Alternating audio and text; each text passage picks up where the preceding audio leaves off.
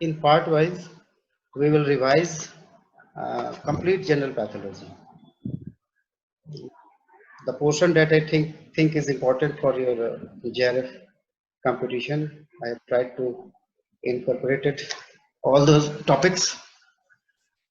So today we will start just from introduction. So you know that pathology is the study of disease, simple. You also know general pathology. It is a reaction of, it is a generalized reaction, basic reaction of cell and tissue. Okay, and that Yes. and you can also call it as branches of pathology. एक branch हो गया आपका general pathology. General pathology जिसमें basic reactions देखते हैं cell और tissue का. इसी रिएक्शंस को जब अप्लाई कर देते हैं सिस्टम पे, ऑर्गन सिस्टम पे, तो हो जाता है सिस्टमिक पैथोलॉजी. या जब कोई पैथोलॉजिकल एजेंट के कंसर्न में पढ़ना शुरू कर देते हैं. जनरल पैथोलॉजी में हम लोग ये नहीं देखते कि कौन इंजरी प्रोड्यूस कर रहा है, कौन सा पैथोलॉजिकल कंडीशन है, वो हम लोग नहीं देखते. जनरल पैथोलॉजी में सिर्फ बेसिक रिएक्शंस देखते हैं, irrespective of the injurious stimuli. किसने इंजरी किया वो हमें नहीं देखना, सेल कैसे रिएक्ट करेगा उस स्टिमुलाई के अगेंस्ट, सिर्फ उसको हम लोग देखते हैं. अब इसी को जब आप इम्प्लीमेंट कर देते हैं ऑर्गन सिस्टम वाइज, तो उसको सिस्टमिक पैथोलॉजी बोलने लगते हैं. और जब ये कंसर्न हो जाता है with some particular injurious stimuli, जैसे कि बैक्टीरिया, वायरस, फंगस, तब उसको हम लोग फिर बोलने लगते हैं स्पेशल पैथोलॉजी. तो मेन है आपका जनरल पैथोलॉजी, उसी के एप्लीकेशन है सिस्टमिक पैथोलॉजी या स्पेशल पैथोलॉजी. ठीक है, तो सिस्टमिक पैथोलॉजी में body systems, different body systems को पढ़ते हैं. स्पेशल पैथोलॉजी में डिफरेंट डिजीज को पढ़ते हैं हम लोग. ठीक. नेक्स्ट पॉइंट इज इटियोलॉजी, इसमें ई से भी लिखते हैं. Aetiology is the study of cause of disease. Simple जानते हैं आप. Humoral concept for objective point of objective purpose. Humoral concept किसने दिया था? हिपोक्रेट्स ने. हिपोक्रेट्स. तो ये क्या है ह्यूमरल कंसेप्ट? की बॉडी में जो फ्लूइड्स हैं, 4 टाइप्स के ह्यूमर्स हैं, उसका प्रोपोर्शनेट मिक्सचर होना चाहिए. अगर ये प्रोपोर्शनेट मिक्सचर है तो बॉडी में डिजीज हो जाएगी. अगर वही मिक्सचर चारों फ्लूइड्स के सही हैं तो बॉडी हेल्दी रहती है. ये हिपोक्रेट्स साहब का सोचना था. आज ये गलत जरूर है, मगर उस समय ऐसे ही सोचा जा रहा था, जो बहुत ही कन्विंसिंग टाइप का थ्योरी था, और जर्म थ्योरी ऑफ डिजीज था जो लुईस पास्चर ने दिया. फिर एक टर्म है ऑन्कोलॉजी, जो स्टडी ऑफ ट्यूमर्स है. ट्यूमर. लीजन्स भी जानते हो आप, ये फुटप्रिंट होता है किसी भी डिजीज प्रोसेस का. जैसे जैसे डिजीज आगे बढ़ता है अपने पीछे पहचान छोड़ता चला जाता है. ये पहचान ग्रॉस लेवल पे भी देख सकते हो, आप माइक्रोस्कोपिक लेवल पे भी देख सकते हैं. तो लीजन्स कुछ नहीं है, वो फुटप्रिंट है ऑफ एनी डिजीज प्रोसेस. इसी लीजन्स में एक ऐसा लीजन्स होता है जिसको देख के ही आप डिजीज को विदाउट डाउट बता देंगे कि यही वाला है. जैसे कि हम लोग पढ़ रहे थे कि स्वाइन फीवर में टर्की एग अपीयरेंस हो जाएगा किडनी में, या पैटर्न अल्सर्स हो जाएगा इंटेस्टाइन में. अगर इस तरह के चेंजेस मिल जाते हैं तो ऑलमोस्ट ये पैथोग्नोमिक हो जाता है. यानी ऐसे लीजन जो कंफर्म कर देते हैं डिजीज, उसमें आपको कोई लैबोरेटरी डायग्नोसिस की जरूरत नहीं पड़ती, सिर्फ लीजन बेस्ड डायग्नोसिस कर सकते हो. What is pathogenesis? Progressive development of disease process. एक डिजीज का, एक पैथोजेंस का बॉडी के अंदर जाना, प्रेसिपिटेट होना खास ऑर्गन में, टॉक्सिन्स का रिलीज करना, सिम्टम का प्रोडक्शन शुरू होना, फिर जो भी इसका टर्मिनेशन हो, या जैसे भी हो, मौत हो, रिकवरी हो, जैसे भी हो, वो सारे जो डिजीज प्रोसेस है डेवलपमेंट का, उसी को हम लोग पैथोजेनेसिस से पढ़ते हैं. मैं जब भी पैथोलॉजी पढ़ाता हूँ पैथोजेनेसिस पे थोड़ा ज्यादा एम्फेसिस डालता हूँ.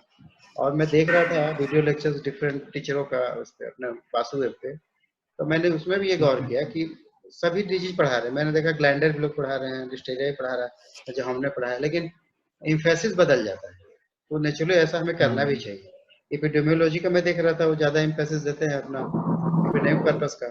माइक्रोबायोलॉजी को मैं देख रहा था इटियोलॉजी पे दे रहे थे. तो हम लोग को पैथोजेनेसिस पे, सिम्टम पे, लीजन्स पे थोड़ा ज्यादा ध्यान देना. डायग्नोसिस क्या है? Art of determination of the nature of disease. क्या होगा डायग्नोसिस? मतलब कैसे पहचानेंगे डिजीज को, वही है डायग्नोसिस. अब प्रोग्नोसिस है कि पहले बता देना, फ्यूचर फोरटेलिंग. पहले ही बता दो कि डिजीज का क्या हो सकता है, expectation of the disease future by clinician. एक क्लिनिशियन जब फोरटेलिंग करता है किसी डिजीज के बारे में तो उसी को प्रोग्नोसिस बोलता है. ठीक है. एक ऑब्जेक्टिव ये भी है कि फर्स्ट वेटनरी कॉलेज फ्रांस के लियोन में एस्टेब्लिश हुआ था 1 जनवरी 1762. तो याद रखिएगा, लियोन फ्रांस 1762 में पहला वेटनरी कॉलेज एस्टेब्लिश हुआ था वर्ल्ड में. थोड़ा सा इटियोलॉजी को मैं थोड़ा सा और इसको एलिबरेट करूंगा। जैसे आप जानते हो it is causation of disease, मगर ये इंट्रिंसिक भी होते हैं और एक्सटेंसिव भी होते हैं। इससे कुछ ऑब्जेक्टिव्स आते हैं, ठीक है। इंट्रिंसिक क्या है, इसको हम लोग बोलते हैं प्री डिस्पोजिंग फैक्टर्स। ये कोई बाहर से नहीं आता, वो आपके आपके ही है, originate with in the body. फिर ये जेनेटिक भी हो सकता है, नॉन जेनेटिक भी हो सकता है, ये भी ऑब्जेक्टिव के लिए इंपॉर्टेंट है। इंट्रिंसिक फैक्टर में भी जेनेटिक और नॉन जेनेटिक, ठीक है, वगैरह पढ़ते हैं। इसी से रिलेटेड एक चीज है एनोमैलीज। एनोमैलीज क्या है, डेवलपमेंटल डिफेक्ट है, मगर कैसा कि किसी एक ऑर्गन को या पार्ट ऑफ बॉडी को इन्वॉल्व करे। इसके ठीक कॉन्ट्रास्ट में है मॉन्स्टर्स। मॉन्स्टर्स में एक्सटेंसिव एबनॉर्मल डेवलपमेंट होता है, लेकिन एनोमैलीज में एक माइनर डेवलपमेंट होगा, पूरी होल बॉडी को एंगेज नहीं करेगा, एक छोटा सा हिस्से को एंगेज करेगा, उसको बोलते हैं एनोमैलीज। इसी का बड़ा बृहत रूप है मॉन्स्टर्स, ठीक है। तो एनोमैलीज और मॉन्स्टर करूंगा आपको। उसके बाद एक्सट्रिंसिक फैक्टर, ये बाहरी देखने तो होगा तब। ये बाहरी है, इसीलिए इसको हम लोग डायरेक्ट काउजिंग फैक्टर बोलते हैं। ये डायरेक्ट, कहीं से आ रहा है थोड़ा सा साउंड, इसको देखो जरा। तो मैं कह रहा था आपको कि एक्सट्रिंसिक फैक्टर्स ये नहीं डायरेक्ट है, फैक्टर्स है, ये रिस्पॉन्सिबल है डिजीज के लिए। खत्म हो गया 2 घंटा। ये प्रीडिस्पोजिंग फैक्टर है और ये डायरेक्ट काउजिंग चलिए फैक्टर माइक म्यूट कर लेने के लिए सबको। है। हाँ, आप अनुपम म्यूट कर लो माइक। कुछ एक्स्ट्रा साउंड आ रहे हैं, अब मैं कहाँ से म्यूट कर पाऊँ मुझे नहीं पता, लेकिन एक अपूर्वा है उसका थोड़ा दिख रहा है। अब मुझे लगता है सब पर हो गया। अमन कर लिए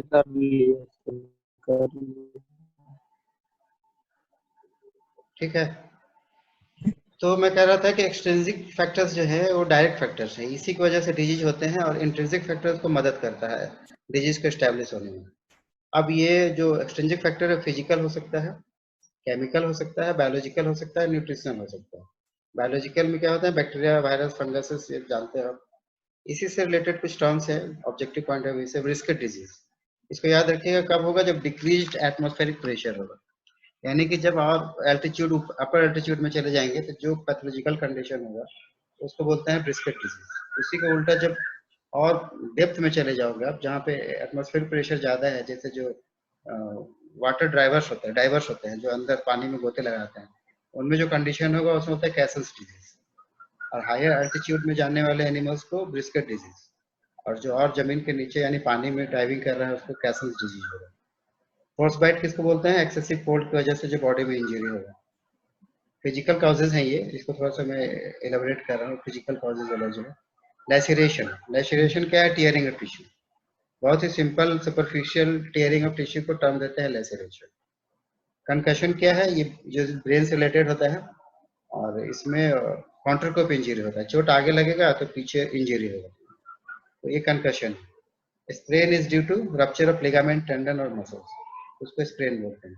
लक्सेशन, देखो स्प्रेन क्या है, rupture of ligament of joint है, मगर लक्सेशन है डिसलोकेशन ऑफ जॉइंट। तो ये थोड़ा सा डिफरेंस है, लक्सेशन में जॉइंट अलग हो जाता है, तो जो करता है ना वैद लोग बैठा देता है जॉइंट्स को, तो लक्सेशन के लिए तो ठीक हो सकता है, लेकिन स्प्रेन के लिए ठीक नहीं होगा, क्योंकि वहाँ रप्चर हो चुका है, तो फाइनली सर्जिकल मामला हो जाएगा। ये थोड़ा सा टर्म्स हैं, एकदम इम्पोर्टेंट है, इसे एक आध क्वेश्चन तो मैं उम्मीद करता हूँ। जैसे कि जो हम लोग बातें कर रहे थे एनामोलिज का, तो एनामोलिज में एक ये हो सकता है कि arrest of development, proper development ही नहीं हो। तो जैसे एजेनेशिया एक टर्म, एजेनेशिया क्या है, इनकम्प्लीट डेवलपमेंट या इनपरफेक्ट डेवलपमेंट। और एप्लेशिया क्या है, complete absence of an organ और पार्ट। ये दो अलग अलग टर्म है। एजेनेशिया इज रिलेटेड टू डेवलपमेंट, हो डेवलपमेंट ठीक से डेवलपमेंट नहीं हो। जेनेसिस का मतलब ही होता है डेवलपमेंट, फॉर्मेशन। रेप्लेशिया का मतलब वो पार्ट ही नहीं, उसका डेवलपमेंट ही नहीं हुआ हो और उसका पार्ट ही नहीं, तो एब्सेंस हो जाएगा, तो हो जाएगा एप्लेशिया। तो बॉडी में कहीं कहीं भी ये चीजें हो सकते हैं अकॉर्डिंगली। जैसे एक क्रेनिया है तो ये all the bones of the cranium, cranial bones के एब्सेंस को एक क्रेनिया बोलेंगे। ए मेलिया है, लिम्ब से रिलेटेड, मेलिया मतलब डिजिट्स होता है, तो जब लिम्स में डिजिट की कमी होगा, एब्सेंस होगा एक या ज्यादा का, तो एमेलिया बोलेंगे। वैसे एन इंसिफेलिया, एन मतलब नहीं, इंसिफेलिया मतलब brain, absence of brain, hydrocephalia water in the brain, ठीक है। Hemicrania half absence of the head, hemi मतलब हाफ, क्रेनिया मतलब स्कल, ठीक है। फिर ये भी जानता हूँ हाइड्रोएन्सेफेलस का तो हम लोग बात कर ही लिया। अच्छा ये मैंने नहीं ये नहीं करवाया था। हाइड्रोएन्सेफेलस क्या है? Water accumulation, CSF accumulation in the ventricles, ये हाइड्रोएन्सेफेलस कंडीशन है। उसी तरीके से ए एग्नेथिया है, एग्नेथिया ए मतलब नहीं, नेथिया मतलब जॉ, तो absence of lower jaw. And ophthalmia मैंने no eyes, absence of eyes. Abrachia ये 4 लिम्स के लिए होगा, ठीक है। ए मेलिया कॉमन हो गया और ये ब्रेकिया हो गया 4 लिम्स के लिए। ए ब्रैकोसिफेलिया मैंने 4 लिम्स भी नहीं और हेड भी नहीं। ए टैक्टाइलिया, टैक्टाइलिया फॉर डिजिट्स, तो डिजिट्स भी नहीं हो। तो इसमें एक दो इंपॉर्टेंट है, ठीक है। जैसे एमेलिया थोड़ा सा इंपॉर्टेंट है, एन इंसेफेलिया इंपॉर्टेंट है, हाइड्रो इंसेफेलस इंपॉर्टेंट है, एग्नेथिया इंपॉर्टेंट है। ये दो तीन थोड़ा सा इंपॉर्टेंट है। तो अदर देन डेवलपमेंट कुछ फीचर्स भी हो सकते हैं।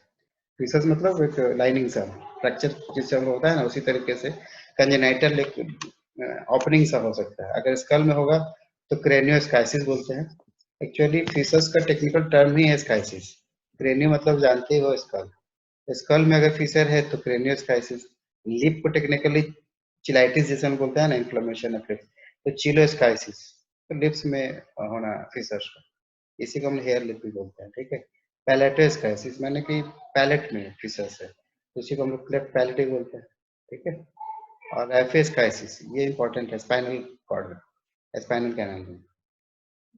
रैकियस्काइसिस feature in the spinal cord is called as rachischisis. इसके अलावा कभी ऑर्गन का फ्यूजन हो जाता है, जो पेयर्ड ऑर्गन है उसके फ्यूजन हो जाएंगे। जब आई दोनों फ्यूज हो जाएंगे, एक दिखने लगेगा आई, तो उसको साइक्लोपिया बोलते हैं, ठीक है। जब किडनी फ्यूज हो जाते हैं तो कंडीशन बन जाएगा हॉर्स टू किडनी की तरह, दोनों फ्यूज। इसको बोलते हैं रेन आर्क्वेटस। एक एक टर्म है बहुत इंपॉर्टेंट, मैंने मतलब कोई कंसेप्ट बनाने की कोशिश नहीं कर रहा हूँ, मैं सिर्फ इंट्रोड्यूस कर रहा हूँ, सिर्फ आपको रिकॉल करा रहा हूँ, याद दिला रहा हूँ बस। एक्सेस ऑफ डेवलपमेंट, कभी कभी पार्ट्स एक्स्ट्रा डेवलप हो जाता है, जैसे टिट वाला तो बहुत कॉमन है, पोलीथेलिया बोलते हैं, है ना। उसी तरीके से ईयर्स हो जाएगा, पोली पोली लगाते चले जाइए मतलब एक्स्ट्रा ज्यादा हो जाना। अब ओटिया ईयर्स के लिए होता है, ओडेंटिया टीथ के लिए होता है, मेलिया लेंस के लिए होता है, टेक्टाइलिया डिजिट्स के लिए होता है, मैस्टिया मेमोरी ग्लैंड के लिए, पेलिया टिप्स के लिए। तो ऐसे समझ में आ जाएगा। रिलेटेड क्वेश्चन आते हैं, ठीक है। तो जो जो ट्विंस बच्चे जब जन्म लेते हैं तो कभी कभी आपस में फ्यूज हो जाता है। एंटीरियर पार्ट भी हो सकता है, पोस्टीरियर पार्ट भी हो सकता है। तो एंटीरियर में टर्म है पायोफायरस, तो कहाँ पे? पेल्विक रीजन में, united in the pelvic region. Dicephalus, two separate head होगा लेकिन बाकी हिस्सा सब जुड़े हुए होंगे, ठीक है। Posterior twinning, craniopagus, brain separated, bodies as a rule are active angle पे अलग अलग होंगे। कुछ है इसमें इंपॉर्टेंट देख लें, जैसे थोरैकोफेगस इंपॉर्टेंट है, थोरैक्स से जुड़ा हुआ होगा। रैकी, रैकी टर्म जब भी आए तो स्पाइनल कॉर्ड से समझ लेना होता है, ठीक है। सिफेलो आया तो ब्रेन से हो जाएगा। रैकीफेगस मतलब कि स्पाइनल कॉर्ड से के एरिया में वो यूनाइटेड है।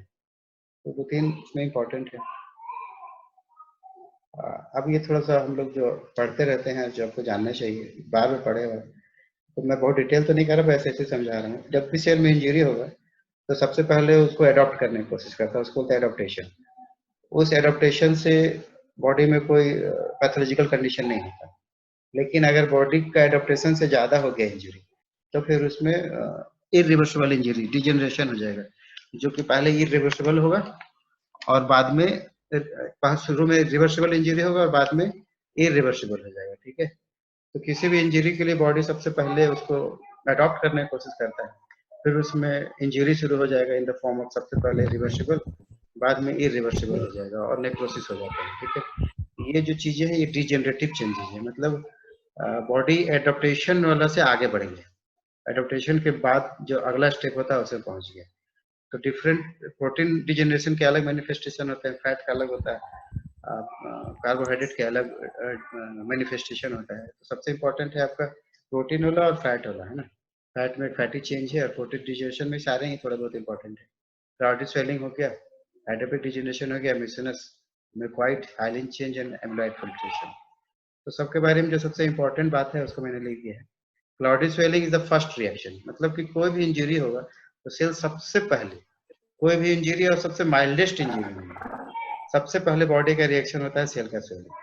ठीक है, पहले क्लास में मैंने कहा था कि नेक्रोसिस में बॉडी स्वेल होता है सेल, और एपोप्टोसिस में क्या होता है कि श्रिंक होता है।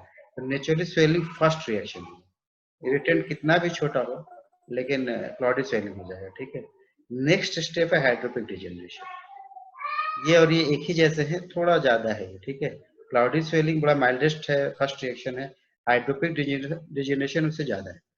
तो closely related to cloudy swelling, मगर इसमें इरिटेंट थोड़ा सीवियर होगा या यही वाला इरिटेंट ज्यादा देर तक परसिस्ट कर जाएगा। तो ये in the form of blisters, जब बहुत सारे हाइड्रोपिक डिजेशन की वजह से टूटते हैं, एक्युमुलेशन हो जाता है तो उसको बोलते हैं ब्लिस्टर्स। मतलब क्लियरली विजिबल हो जाएगा, नेकेड आई से विजिबल हो जाएगा। ये है तो माइक्रोस्कोपिक, ये भी माइक्रोस्कोपिक, लेकिन ऑर्गन में अगर बहुत ज्यादा हो जाएंगे तो माइक्रोस्कोपिकली विजिबल आई से दिखने लगता है, जैसे एफएमडी का वेसिकल्स हो या स्किन बर्न हो, जो ब्लिस्टर्स बनते हैं, वो सारे के सारे हाइड्रोपिक डिजेनरेशन के एग्जांपल है। Hyaline changes occurs after death of cell. मैं अभी क्या कर रहा था कि ये एडेप्टेशन के बाद जब डिजेनरेशन होता है, यहाँ पे आफ्टर डेथ है, बस उसको याद रखिएगा। हाइलिन चेंज पढ़ते जरूर हम लोग डिजेनरेटिव चेंजेस, लेकिन ये आफ्टर डेथ ऑफ सेल से। ठीक है, and is applied to condition. Hyaline का मतलब ही होता है ग्लासी अपीयरेंस, स्नेक की तरह बिल्कुल ट्रांसपेरेंट ग्लास की तरह दिखना, उसको बोलते हैं।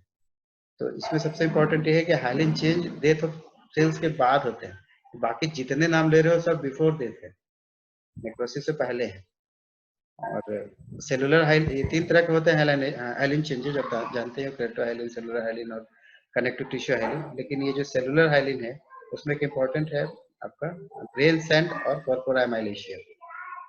ये स्टार्च लाइक अपीयरेंस है और छोटे छोटे ग्रेन्यूल्स की तरह ब्रेन में दिखते हैं, इसीलिए इसको ब्रेन सैंड बोलते हैं। इसमें इंपॉर्टेंट ये है हाइलिन चेंज है सेलुलर हाइलिन, एक केराटिन नहीं है, कनेक्टिव टिश्यू हाइलिन नहीं है, ये सेलुलर हाइलिन है which lead to brain sand और कॉर्पोरा एमाइलेशिया फॉर्मेशन। तो थोड़ा हम लोग उधर पढ़ रहे थे हाइलिन और वगैरह का। अभी म्यूसिनस डिजेनरेशन। तो म्यूसिन क्या है, गॉबलेट से म्यूसिन प्लस वाटर मिलके म्यूकस बनाते हैं। तो ये कौन करता है, ये गॉबलेट सेल्स। तो हर सिस्टम जो बाहर कम्युनिकेट कर रहा है वहाँ पे गॉबलेट सेल्स होते हैं, रेस्पिरेटरी सिस्टम हो, डाइजेस्टिव सिस्टम हो, यूरिनरी सिस्टम हो, सब जगह गॉबलेट सेल्स होते हैं। नॉर्मल प्रेजेंस है गॉबलेट सेल्स का। मगर जब ये एक्सेसिव हो जाते हैं, हाइपरप्लेशिया हो जाए या एक्सेसिव हाइपर एक्टिव हो जाए, या तो हाइपरप्लेशिया हो जाए, बहुत ज्यादा गॉबलेट सेल्स हो जाएंगे तो बहुत ज्यादा म्यूकस हो जाएगा, या इसका एक्टिविटी ही बढ़ जाए तभी बहुत ज्यादा म्यूकस हो जाए, तो ऐसे बोलते हैं म्यूसिनस डिजेनरेशन। इससे रिलेटेड एक टर्म है स्यूडोम्यूसिन। स्यूडोम्यूसिन गॉबलेट सेल से नहीं होता, तो इसीलिए इसको बोलते, इसका अपीयरेंस है, दिखता है ये म्यूसिन की तरह, इसीलिए स्यूडोम्यूसिन बोलते हैं। In case of cyst oedema of ovary, मगर इस दोनों को पहचान कर सकते हो, एसिटिक एसिड से अगर रिएक्ट कराएंगे म्यूसिन को या स्यूडोम्यूसिन को, तो आप देखेंगे कि स्यूडोम्यूसिन प्रेसिपिटेट हो जाता है in presence of acetic acid, मगर म्यूसिन नहीं होता।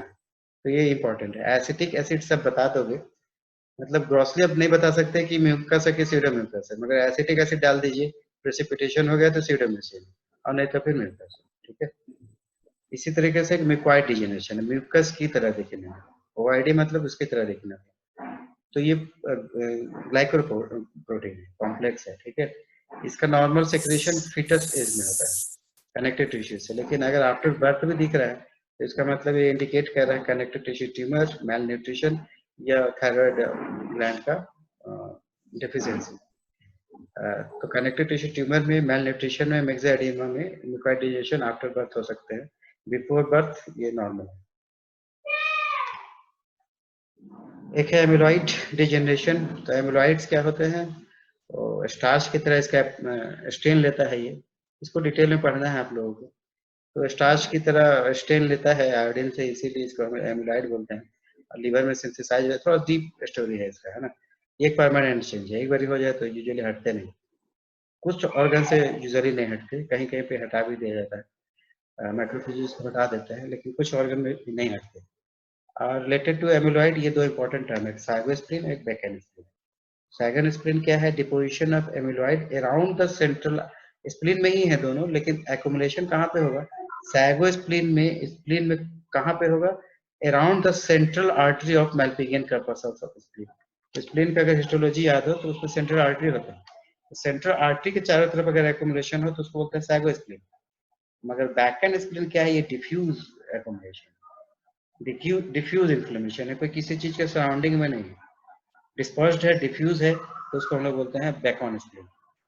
मैं यहाँ जब इंटरव्यू देने आया था ना बिहार वेटनरी कॉलेज में मथुरा से, तो जो एक्सपर्ट थे वो यही पूछ रहे थे, सैगो स्प्लीन और बैकएंड स्प्लीन।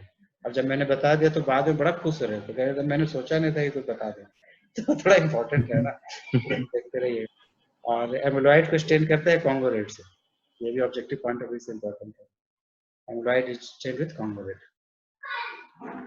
फिर फैटी चेंज, इसमें कुछ बच्चों को प्रॉब्लम है, सेकेंड ईयर वालों को कभी डील कर लेंगे हम लोग। तो फैटी चेंज है, इसका फैटी टिश्यू से कोई लेना देना नहीं, एडिपोज टिश्यू से कोई लेना देना नहीं, इसका लेना देना है फैट से, टिश्यू से लेना देना नहीं।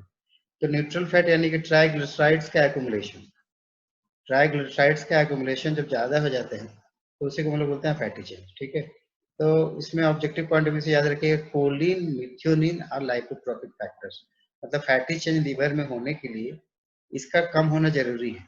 लाइपोट्रोपिक फैक्टर्स अगर कम होंगे, नहीं होंगे, तो फैटी चेंज हो जाएगा, ये एक वजह हो सकता है।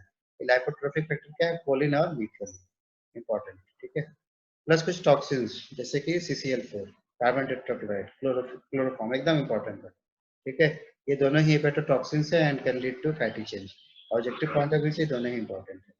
और फैट को स्टेन करते हैं सुडान, ठीक है, आयल रेड से या ऑस्मिक रेड से, सबके स्टेन भी इंपॉर्टेंट होता है, तो सुडान रेड, आयल रेड या कॉस्मिक रेड से स्टेन कर सकते हैं। इसके अलावा एक टर्म है हीट शॉक प्रोटीन, इसको स्ट्रेस प्रोटीन बोलते हैं, आजकल इसको चैपरन्स बोलते हैं। ऐसे ऑब्जेक्टिव के लिए डिटेल नहीं कर रहा हूँ।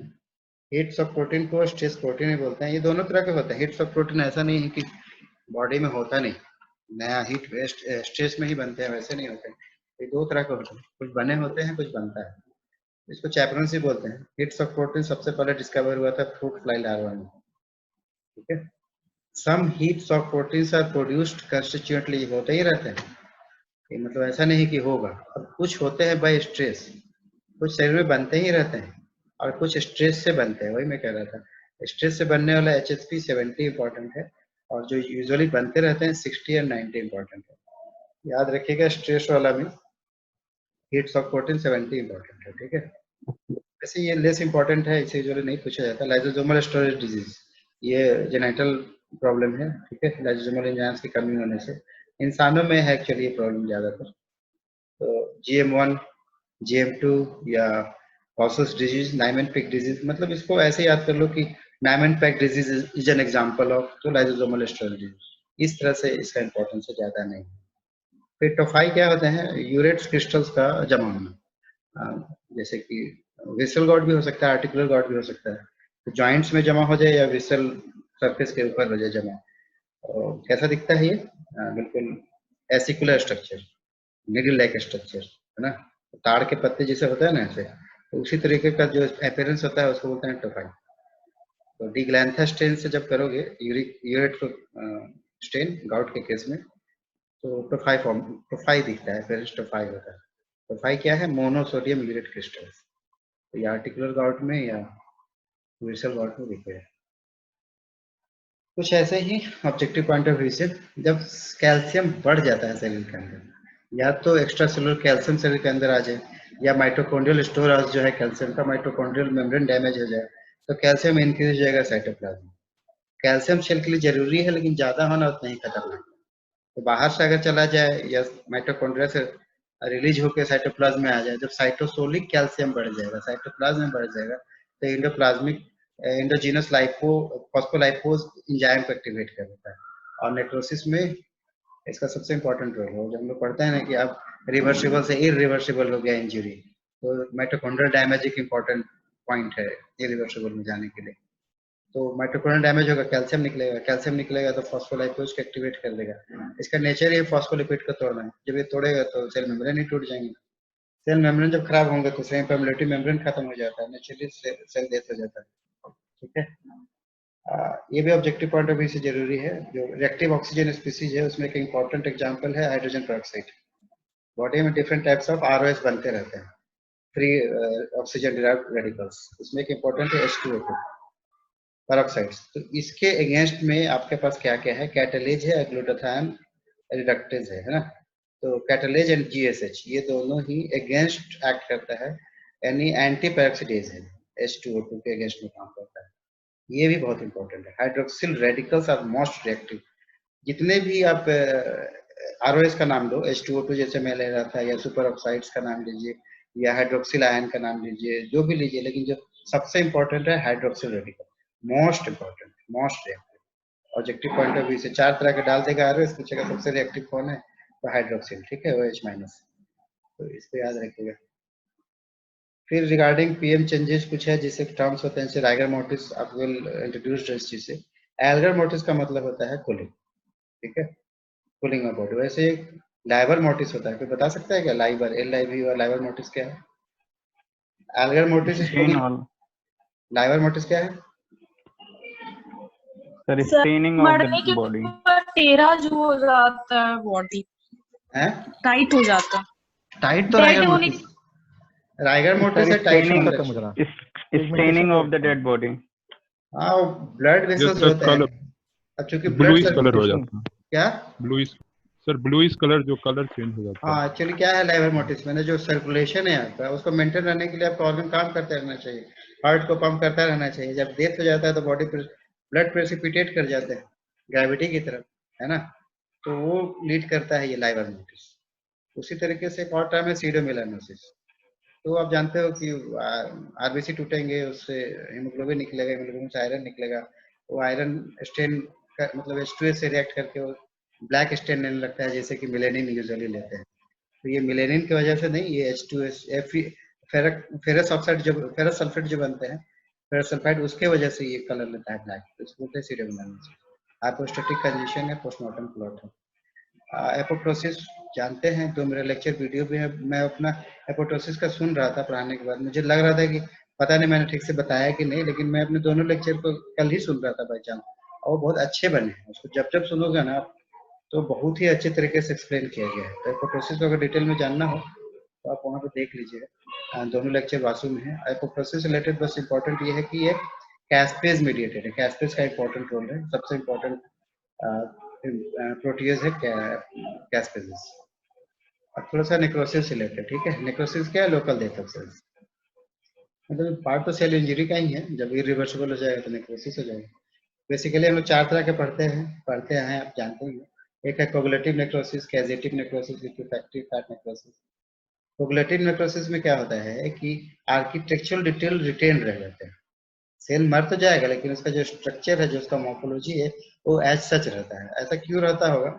इसलिए रहता है कि जो प्रोटीजेज एंजाइम है वो फिक्स हो जाते हैं, डिनेचर हो जाता है, तो फर्दर सेल का डैमेज नहीं होता।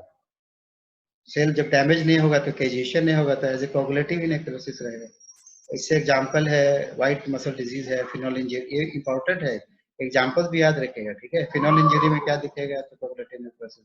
मोस्ट कॉमन नेक्रोसिस क्या है? Coagulative necrosis. White muscle disease में क्या होगा? तो कोगुलेटिव नेक्रोसिस। यही कोगुलेटिव नेक्रोसिस बाद में कैजेटिव नेक्रोसिस में भी कन्वर्ट हो सकता है, अगर दूसरे प्रोटीजेज एंजाइम मिल जाए। मान लीजिए न्यूट्रोफिल आ गया, उसके एंजाइम बाहर निकल आया, उसी से ये टूटने लगा, गलने लगा, ठीक है, तो कैजिएशन हो जाएगा। तो यहाँ पे सेल डिटेल भी चला जाएगा, सारे मॉर्फोलॉजी, उसका आर्किटेक्चरल डिटेल भी लॉस्ट हो जाएगा, और ये कुछ चीजी मास की तरह बन जाएंगे, ठीक है। तो जैसे कि टीबी में होता है, कैजेस लिम्फेडेनाइटिस में होता है, ठीक। उसके बाद लिक्विफैक्टिव, ये और फर्दर है, कैजिएशन भी एकदम लिक्विफाई हो जाए, और खासकर इस पे ये देखा गया है कि जहाँ पे ज्यादा फैट होता है वहाँ पे लिक्विफैक्टिव नेक्रोसिस होता है। जैसे कि ग्रेजिटिक डिजीज है, तो ये कहाँ पे चेंज होगा? ब्रेन में होगा, तो ब्रेन में फैट ज्यादा होते हैं, इसीलिए ग्रेजिटिक डिजीज। ये एब्सेस एकदम इंपॉर्टेंट है ऑब्जेक्टिव पॉइंट ऑफ व्यू से। एब्सेस में कौन सा नेक्रोसिस? तो लिक्विफैक्टिव नेक्रोसिस, ये आता रहता है एब्सेस है, लिक्विफैक्टिव नेक्रोसिस। फिर फैट नेक्रोसिस है, ये आप जानते ही हैं, फैट का टूटना। तो ये फैट डिजोल्विंग एंजाइम्स जो भी है अगर रिलीज हो गए, लाइपेजेस रिलीज हो गए कहीं से भी, तो फैट नेक्रोसिस होने लगेगा। ये थोड़ा सा नेक्रोसिस से था। गैंग्रीन क्या है? Putrefaction of necrosed tissue with saprophytic bacteria. जहाँ पे नेक्रोसिस है वहाँ अगर सैप्रोफिटिक बैक्टीरिया इन्वेट कर गया तो उसको बोलते हैं गैंग्रीन। ये 2 तरह के होंगे, ड्राई, वेट और एक तीसरा भी होता है गैस गैंग्रीन, ठीक है। तो दो इंपॉर्टेंट है, ड्राई वाला हमेशा एक्सट्रीमिटीज में मिलेगा, एक क्लियर कट डिमार्केशन होगा, यहाँ पे गैंग्रीन है और ये नॉर्मल है, तो ड्राई हमेशा एक्सट्रीमिटी पे मिलते हैं। वेट वाला इंटरनल ऑर्गन्स में होते हैं, यहाँ क्लियर कट डिमार्केशन नहीं होता, नॉर्मल और गैंग्रीनस पार्ट में। और सबसे अलग गैस गैंग्रीन है क्लोस्ट्रिडियम में, तो जानते हो। थोड़ा सा टिश्यू रिपेयरिंग हीलिंग से थोड़ा जो मुझे मिलता चला गया मैंने डाल दिया। हीलिंग क्या है, बॉडी का रिस्टोर करना, कि कोई भी इंजरी हो गया उसको रिस्टोर करना, वही हीलिंग है, ठीक है। ये हीलिंग दो तरह से होते हैं, प्राइमरी इंटेंशन और सेकेंडरी इंटेंशन। प्राइमरी इंटेंशन को प्राइमरी यूनियन ही बोलते हैं और सेकेंडरी को सेकेंड इंटेंशन ही बोलते हैं, सेकेंडरी यूनियन ही बोलते हैं। प्राइमरी इंटेंशन कब होगा, जब वुंड बहुत ही शार्प चीज से क्रिएट किया होगा, जैसे सर्जिकल वुंड है, ब्लेड से कटा हुआ हो, तो क्लोज्ड क्लीन वुंड, उसमें कोई इन्फेक्शन नहीं होना चाहिए, शार्प वुंड होना चाहिए, बिल्कुल क्लीन होना चाहिए। शार्प होने की वजह से क्लोज्ड एंड रहते हैं, इसीलिए ये फर्स्ट इंटेंशन से हील हो जाएगा। अब जब वुंड बहुत बड़े हो जाते हैं, बड़े वुंड्स होंगे, तो सेकेंडरी इंटेंशन हो जाएगा। इसके और भी हैं, थोड़ा डेप्थ इतना हमने इसमें डिस्कस नहीं किया। कुछ इंपॉर्टेंट चीजें हैं जो हीलिंग में रोल प्ले करता है, ये आया है, ठीक है, ऑब्जेक्टिव में चारों ही ऑप्शन थे, vitamin C, methionine, cysteine, zinc, इस सब का हीलिंग में रोल है, vitamin C, methionine, cysteine and zinc, ठीक है। साइक्लिन्स, ये सब जो अभी जो सेकेंड ईयर वाले हैं उनको पता होगा। साइक्लिन्स कैसे प्रोटीन होते हैं, which controls the entry and progress of cell through the cycle। the cell cycle में different stages होते हैं, हर स्टेज में जाने के लिए साइक्लिन का जरूरत है, different type of cyclin, different types of function। तो cyclin performs their function by performing complexes with cyclin dependent kinases। ये जैसे होता है ना जी फेज, ये एम फेज, माइटोटिक फेज हो गया, ठीक है। तो cyclin P is important in transition of cell cycle from G2 to mitotic phase। यानी ये जो ग्रोथ फेज वाला है, ग्रोथ फेज से माइटोटिक फेज जाने में साइक्लिन बी का इंपॉर्टेंस है। मतलब ऐसे ही ऑब्जेक्टिव पॉइंट ऑफ व्यू से growth factor and cytokines are involve in regeneration and wound healing. तो ग्रोथ फैक्टर्स का भी रोल है, साइटोकाइंस के भी रोल है। कुछ ग्रोथ फैक्टर्स हैं जैसे एपिडर्मल ग्रोथ फैक्टर, नाम तो इम्पोर्टेंट नहीं है, उसके सोर्स इम्पोर्टेंट है। एपिडर्मल ग्रोथ फैक्टर ईजीएफ कहाँ मिलेगा बॉडी में, प्लेटलेट से बनेगा, मैक्रोफेजेस से बनेगा, प्लेटलेट से बनेगा, मैक्रोफेजेस से बनेंगे, और ये सलाइवा, यूरिन, प्लाज्मा वगैरह में मिल जाएगा आपको। फिर है TGF alpha, transforming growth factor alpha, ये भी मैक्रोफेज टी लिम्फोसाइट से बनते हैं, मैक्रोफेजेस एंड टी लिम्फोसाइट्स और भी हैं, लेकिन ये दोनों इंपॉर्टेंट है। और ये जो बीटा वाला है ये प्लेटलेट्स, अल्फा वाला में प्लेटलेट्स का इन्वॉल्वमेंट नहीं है, लेकिन बीटा वाला प्लेटलेट से बनता है, ठीक है, तो याद कर लेना। प्लेटलेट डिराइव्ड ग्रोथ फैक्टर, तो नाम से ही लग रहा है प्लेटलेट, मगर सिर्फ प्लेटलेट नहीं है, मैक्रोफेजेस भी, एंडोथेलियल सेल्स भी है, तीन इंपॉर्टेंट है, platelets, macrophages, endothelial cells. ENF, macrophages, mast cells, lymphocytes. Leukin, macrophages, mast cells, keratinocyte, lymphocytes. Interferon, lymphocytes and fibroblast. मतलब देख लेना, इसे मुझे कुछ समझाने का नहीं है, आपके साथ साथ रिवाइज कर ले रहा हूँ, और समझाओ तो बहुत लंबा स्टोरी है। थोड़ा सा पिगमेंट मेटाबॉलिज्म से रिलेटेड, इससे भी ये बहुत इंपॉर्टेंट पोर्शन है, ठीक है, बहुत नून है आपको लेकिन फिर भी इंपॉर्टेंट है। तो ये पिगमेंट एंडोजीनस भी हो सकता है, एक्सोजीनस भी हो सकता है, शरीर के अंदर ही बन रहे हो सकते हैं या बाहर से ले सकते हो, फिर इंजेक्शन या इनहेलेशन। तो एंडोजीनस में सबसे इंपॉर्टेंट मेलानोसिस, हीमोसिडरोसिस, जॉन्डिस, ये सब जानना है आपको। तो मेलानोसिस क्या है, मेलानिन फॉर्म, इसको देखिए इंपॉर्टेंट है। मेलेनिन कौन कहाँ बनते हैं, मेलानोसाइट्स में, जो सेल बनाते हैं मेलेनिन होते हैं मेलानोसाइट्स। यही सेल क्यों बनाता है मेलेनिन, क्योंकि इसके पास एंजाइम है टायरोसिनेज। हर वो सेल जिसके पास टायरोसिनेज होगा मेलेनिन बनाए। ये टायरोसिनेज क्या करता है, टायरोसिन को कन्वर्ट करता है डाइहाइड्रोफिनाइल एलानिन में, ठीक है, डाइहाइड्रोफिनाइल एलानिन, यही फिर मेलानिन में कन्वर्ट हो जाता है।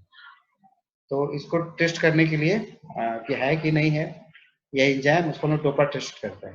तो मेलेनोब्लास्ट या मेलानोसाइट को करेंगे डोपा टेस्ट, तो पॉजिटिव हो जाएंगे। मेलेनोफोर्स कोई सेल नहीं है जो बना है, उसके अंदर कोई ऐसा एंजाइम्स नहीं होता, ये डोपा नेगेटिव है। मेलेनोब्लास्ट आर पॉजिटिव, मेलेनोफोर्स आर नेगेटिव, ठीक है। Albinism is complete absence of melanin, पूरी बॉडी में नहीं हो मेलेनिन तो एल्बिनोज होते हैं। और लोकल लॉस ऑफ शरीर में कहीं कहीं सफेद सफेद दाग हो जाता है तो उसको ल्यूकोडर्मा बोलते हैं, ठीक है। ये मेलेनिन की कमी है और ये मेलानोसाइट्स की कमी है। मेलेनिन कम हो जाएगा तो आप उसको ठीक कर सकते हैं, मेलेनिन कम हो गया तो हो सकता है मेलेनोसाइट्स में आपका ये एंजाइम में डाल दो तो हो सकता है मेलेनिन बनने लगे। लेकिन अगर मेलेनोसाइट्स ही नहीं बना, कोई ऐसा जेनेटिकल डिसऑर्डर था कि बॉडी में मेलेनोसाइट सेल ही नहीं बना, तो इस कंडीशन को बोलते हैं विटिलिगो। एल्बिनो हो या लिपोडर्मा हो, ये दोनों मेलेनिन डिफिशियंसी है और विटिलिगो मेलेनोसाइट्स का डिफिशियंसी है।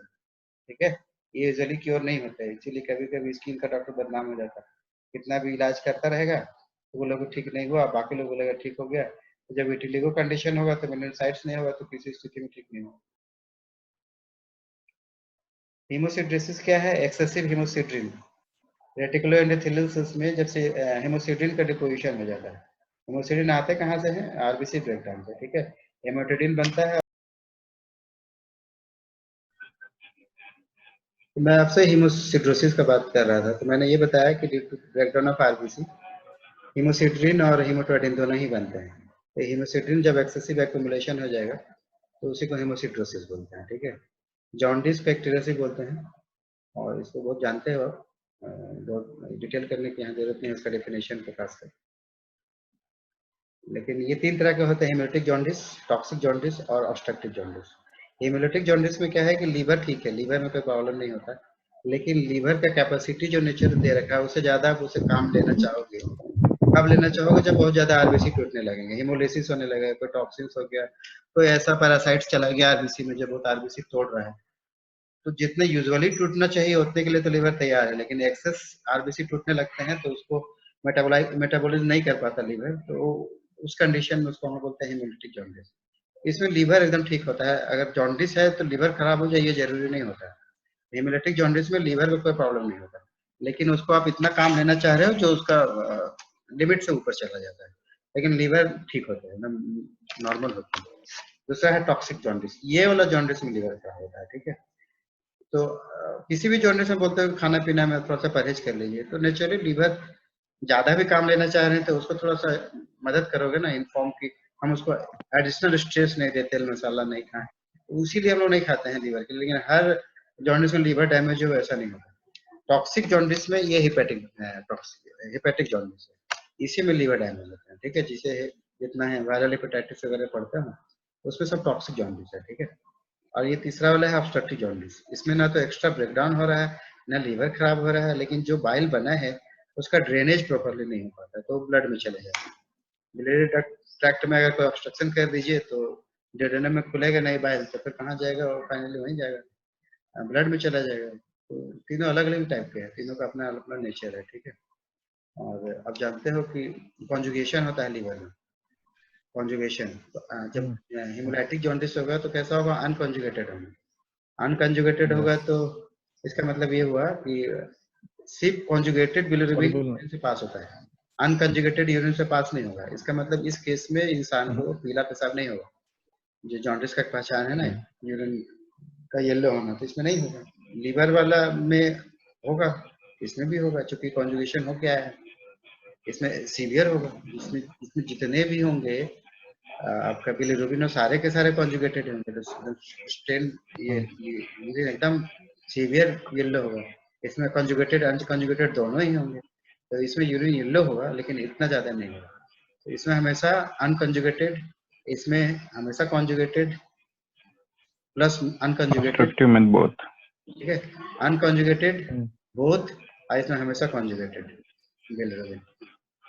और यही इसी के आधार पर हम लोग डिफ्रेंशिएट कर लेते हैं उसमें जो टेस्ट होते हैं लैब में। ठीक है, हेमोलाइटिक जॉन्डिस में जो मतलब टेस्ट है जॉन्डिस के लिए, उसको हम बोलते हैं वैंडरबर्ग टेस्ट। एक्टरस को जानने के लिए वैंडरबर्ग टेस्ट करते हैं। हेमोलाइटिक जॉन्डिस होगा तो कैसा रिएक्शन आएगा? इनडायरेक्ट, अनकॉन्जुगेटेड होने की वजह से ये इनडायरेक्ट टेस्ट देते हैं। टॉक्सिक वाले में बाइफेजिक देगा, क्योंकि अनकॉन्जुगेटेड प्लस कॉन्जुगेटेड दोनों है, तो दोनों ही तरह के रिएक्शंस आएंगे। और ऑब्स्ट्रक्टिव वाला में सिर्फ कंजुगेटेड होते हैं, इसलिए immediate direct reaction, direct reaction. तो याद रखिए, हेमोलाइटिक में इनडायरेक्ट, टॉक्सिक में बाइफेजिक और ऑब्स्ट्रक्टिव में डायरेक्ट। वैंडरबर्ग रिएक्शन ऐसे है। ये वैंडरबर्ग में होता क्या है? एक्चुअली एक सॉल्यूशन है जिसमें दो चीज मिला होता है, सल्फोनिलिक एसिड और सोडियम नाइट्रेट। ये दोनों को हम लोग ब्लड सैंपल में डालते हैं और उससे बिलिरुबिन में कलर चेंज होता है। वैंडरबर्ग टेस्ट में क्या है? दो सॉल्यूशन है, सल्फोनिलिक एसिड एंड सोडियम नाइट्रेट। इन दोनों का मिक्सचर को ब्लड सैंपल से मिला के देखते हैं बिलिरुबिन का प्रेजेंस। पिंक कलर पॉजिटिव होता है, इनडायरेक्ट होगा तो पिंक वहां भी होगा लेकिन लेट से आएंगे, ठीक है। टाइम डिपेंडेंट है सारे, डायरेक्ट वाले में इमीडिएट आ जाता है, थोड़ा कलर भी चेंज होता है लेकिन कलर सब में ही चेंज होंगे, कोई लेट से होगा कोई जल्दी होगा।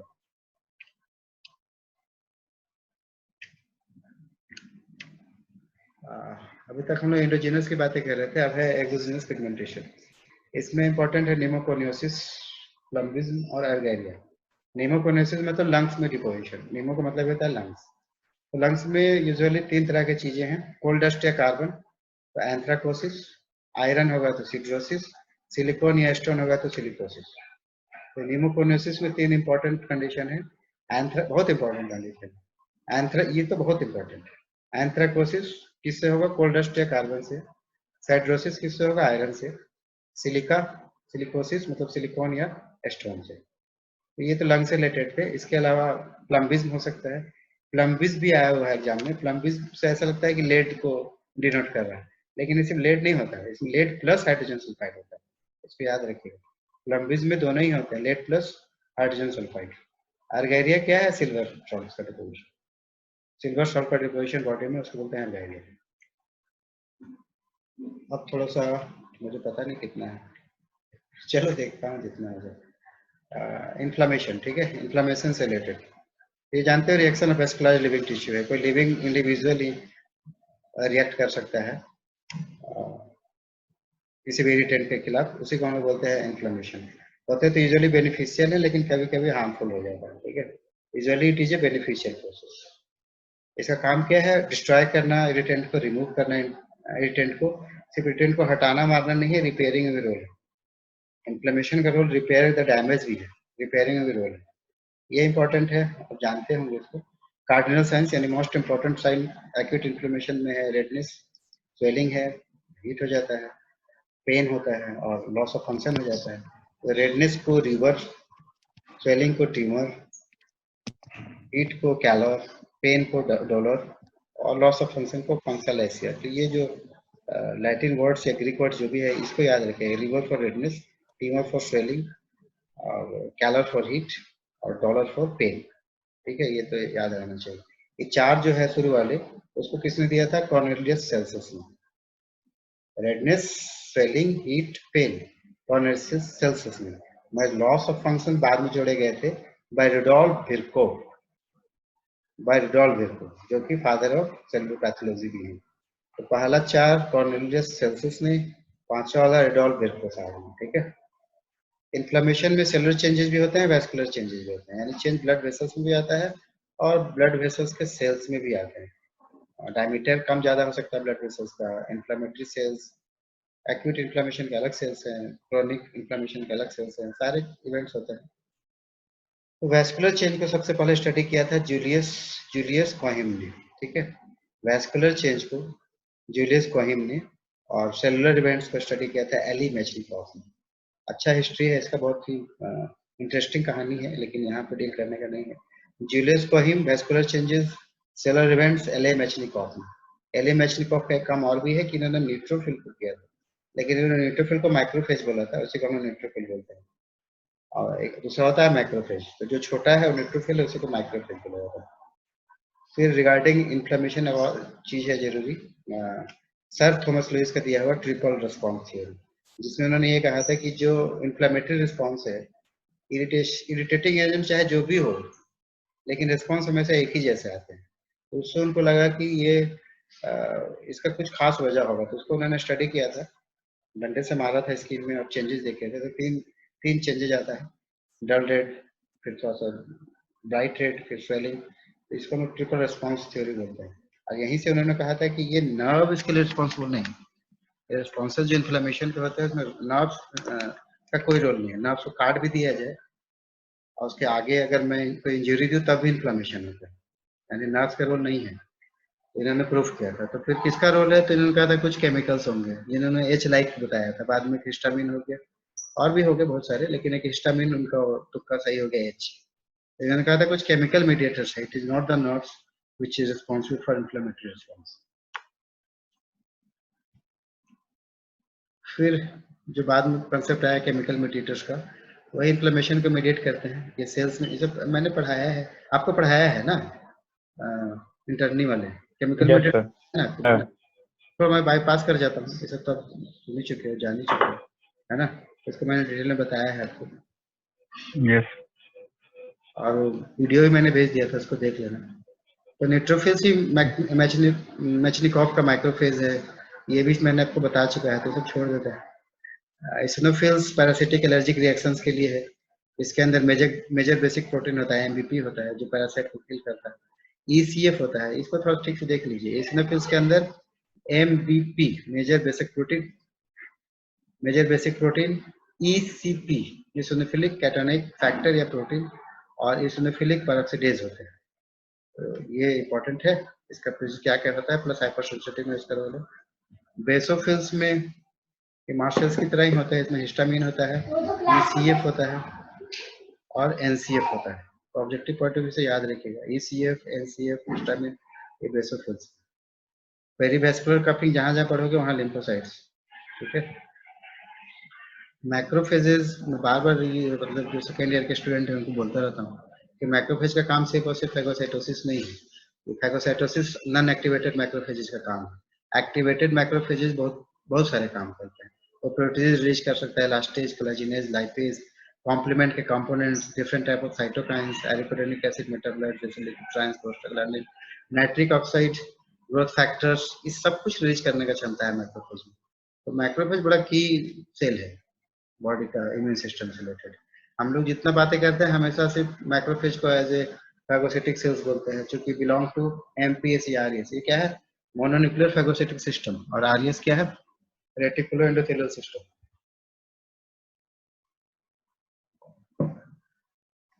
पूरी बॉडी में ऐसे फैगोसिटिक सेल्स का एक नेटवर्क है, जिसको लोग पहले बोलते थे एमपीएस, बाद में इसी को बोलने लगे RES, reticulo endothelial system. Kidney में कौन सा सेल है एमपीएस का, आरईएस का? किडनी में जैसे होता है ना, लंग्स में एल्वेओलर मैक्रोफेजेस, ब्रेन में माइक्रोग्लिया, ऐसा बोलते हो ना। स्किन में आपका डेंड्राइटिक सेल्स है। तो किडनी में कौन बताएगा? किडनी में बोलते हैं mesangial cells, MESENGIAL, mesangial cells, ठीक है। चलो आगे बढ़े। Plasma cells usually blood smear में बहुत ही रेयर दिखता है। ब्लड स्मीयर में ब्लड में पाया नहीं जाता प्लाज्मा सेल्स, तो यूजुअली ब्लड सेल्स इससे बाहर रह जाता है। ब्लड में नहीं होता, बहुत ही रेयर प्रेजेंस होता है। कभी कभी चांस से ही आपको किसी ब्लड स्मीयर में प्लाज्मा सेल्स दिख जाए। एंटीबॉडी बनाते हैं, सब जानते हैं। क्रोनिक इन्फ्लेमेशन जो सेल्स है, लिम्फोसाइट्स है, प्लाज्मा सेल्स है, मैक्रोफेजेस है, जायंट सेल्स है, मास्ट सेल्स है। जायंट सेल्स बनते हैं फ्यूजन ऑफ मैक्रोफेज से। ये दो तीन तरह के होते हैं, यूजी लेवल में फॉरेन बॉडी जायंट सेल्स और ट्यूमर जायंट सेल्स, ये दो थोड़ा सा यूजी लेवल के लिए इंपॉर्टेंट है। Mast cells are derived from basophils, ये गलत है, ठीक है। आर डिराइव्ड फ्रॉम बेसिफिल्स नहीं होना चाहिए, इसका अलग ही है जेनेसिस। है तो सारे ही हेमोपोएटिक सेल्स के ही जनरेशन होता है, मगर बेसिफिल्स से ये नहीं होता है, इसका अलग ही, ये लाइन गलत है, ठीक है। मेडिएट करता है एलर्जी हो तो ठीक है, लेकिन इसको काट दो।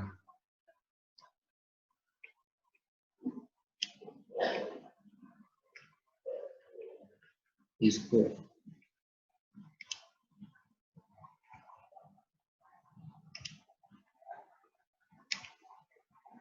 मैं काट ही दूं, ये तो हमेशा के लिए रह जाएगा।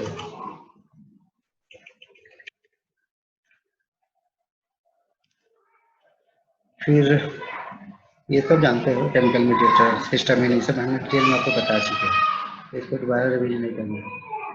पेन वाला थोड़ा सा मैं हमेशा कहता हूँ कि हिस्टामिन को हमेशा पेन से जोड़ दिया जाता है, लेकिन पेन एकदम ऐसे तो ये बहुत इंपॉर्टेंट है, लेकिन यूजी वाले में इतना समझ में नहीं आता ये बात।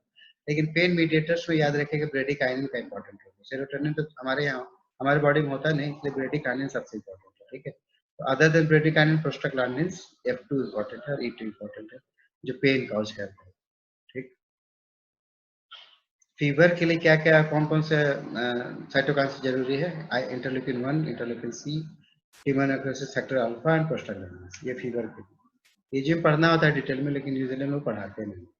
कीमोटैक्सिस रोल जो केमिकल मीडिएटर का है, और लिकोट्राइन B4 है।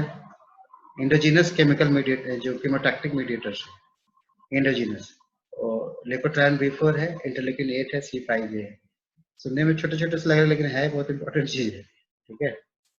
तो जो केमोटैक्टिक मीडिएटर होते हैं ना, एंडोजीनस भी हो सकता है और एक्सोजीनस भी हो सकता है। कोई बैक्टीरिया भी है तो आपका बॉडी उसके तरफ मूव करने लगता है जो भी जरूरत की चीज है, लेकिन कभी कभी सेल भी रिलीज कर, हमेशा उन्हें बोलता है कि न्यूट्रोफिल सबसे पहले आता है। तो न्यूट्रोफिल ही क्यों सबसे पहले आता है? इसलिए आता है कि जो कीमोटैक्टिक मीडिएटर सेल रिलीज करता है उसका ये प्रॉपर्टी है कि सबसे पहले न्यूट्रोफिल होता है, ठीक है। ये न्यूट्रोफिल का प्रॉपर्टी भी है कि वो छोटे होते हैं, बहुत होता है, लेकिन प्रॉपर्टी मीडिएटर्स का भी होता है कि वो उसी को सबसे पहले बुलाता है, न्यूट्रोफिल को। तो है बड़ा कहानी इसके अंदर है। एक्यूट इन्फ्लेमेशन कैटरल टाइप का हो सकता है, सीरस हो सकता है, फिब्रिनस हो सकता है, सुपरेटिव हो सकता है, हेमोरेजिक हो सकता है। ये प्रॉब्लम लास्ट स्लाइड है, ठीक भी है। तो सबसे माइल्ड इरिटेंट होगा, माइल्डेस्ट इरिटेंट होगा तो कौन सा इन्फ्लेमेशन होगा? कैटरल। कंफ्यूजन इसलिए होता है कि सीरस मतलब पानी की तरह, कैटरल मतलब म्यूकस की तरह। तो ऐसे लॉजिक लगाओगे तो लगेगा कि नहीं सीरस वाला होगा माइल्डेस्ट, लेकिन यूजुअली कैटरल वाला ही है आपका, जो म्यूकस टाइप का है वही माइल्ड इरिटेशन से प्रोड्यूस होता है। ये म्यूकस है, कैटरल मतलब म्यूकस इन्फ्लेमेशन। सीरस इन्फ्लेमेशन मतलब वाटरी, बिल्कुल पानी की तरह, लेकिन इसे मॉडरेटली सीवियर इरिटेंट है। और फिब्रिनस सबसे वायलेंट इरिटेंट होना चाहिए, ठीक है। ये तीनों डिपेंड करता है नेचर ऑफ इरिटेंट पे। सबसे माइल्ड होगा तो कैटरल, थोड़ा सा मॉडरेट होगा तो सीरस, और एकदम वायलेंट होगा सीवियर होगा तो फिब्रिनस। फिब्रिनस में फिब्रिन रिलीज होंगे और वो जमा होने लगते हैं। जब भी देखोगे फिब्रिनस बात हो रहा है इसका मतलब कि जो एजेंट है बड़ा ही खतरनाक है। और ये तो जैसे सुपरेटिव इन्फ्लेमेशन, तो इसमें तो ऐसा ऑर्गेनिज्म होना चाहिए जो पस फॉर्मेशन करने का क्षमता रखता है, ठीक है। तो पस वाला है प्रूलेंट इन्फ्लेमेशन, सुपरेटिव इन्फ्लेमेशन, वो सब पस होगा। हेमरेजिक मतलब जिससे ब्लड का एक्सुडेशन, ब्लड बाहर आने लगे, तो ऐसे हो गया। और हीलिंग का बेसिक एम होता है, अल्टीमेट एम होता है हीलिंग इन्फ्लेमेशन का, अल्टीमेट एम होता है हीलिंग, ठीक है। इन्फ्लेमेशन चाहे ये कर रहा हो, ये रिलीज कर रहा हो, ये टेंट को मार रहा हो, हटा रहा हो, लेकिन उसका मकसद होता है फाइनली कि उस एरिया को रिस्टोर करे जैसा था पहले वैसे ही करे। तो रिगार्डिंग टुडे इतना ही था, अगली बार मिलेंगे तो इस टॉपिक में जो रिमेनिंग पार्ट है इसमें हम लोग का बेसिकली जो इम्पोर्टेंट रह गया था, haemodynamic disorders, disturbances in growth और नियोप्लाज्म। तो डिस्टर्बेंसेस इन ग्रोथ तो छोटा है, कुछ टर्म्स ही है, ये थोड़ा सा डिटेल है।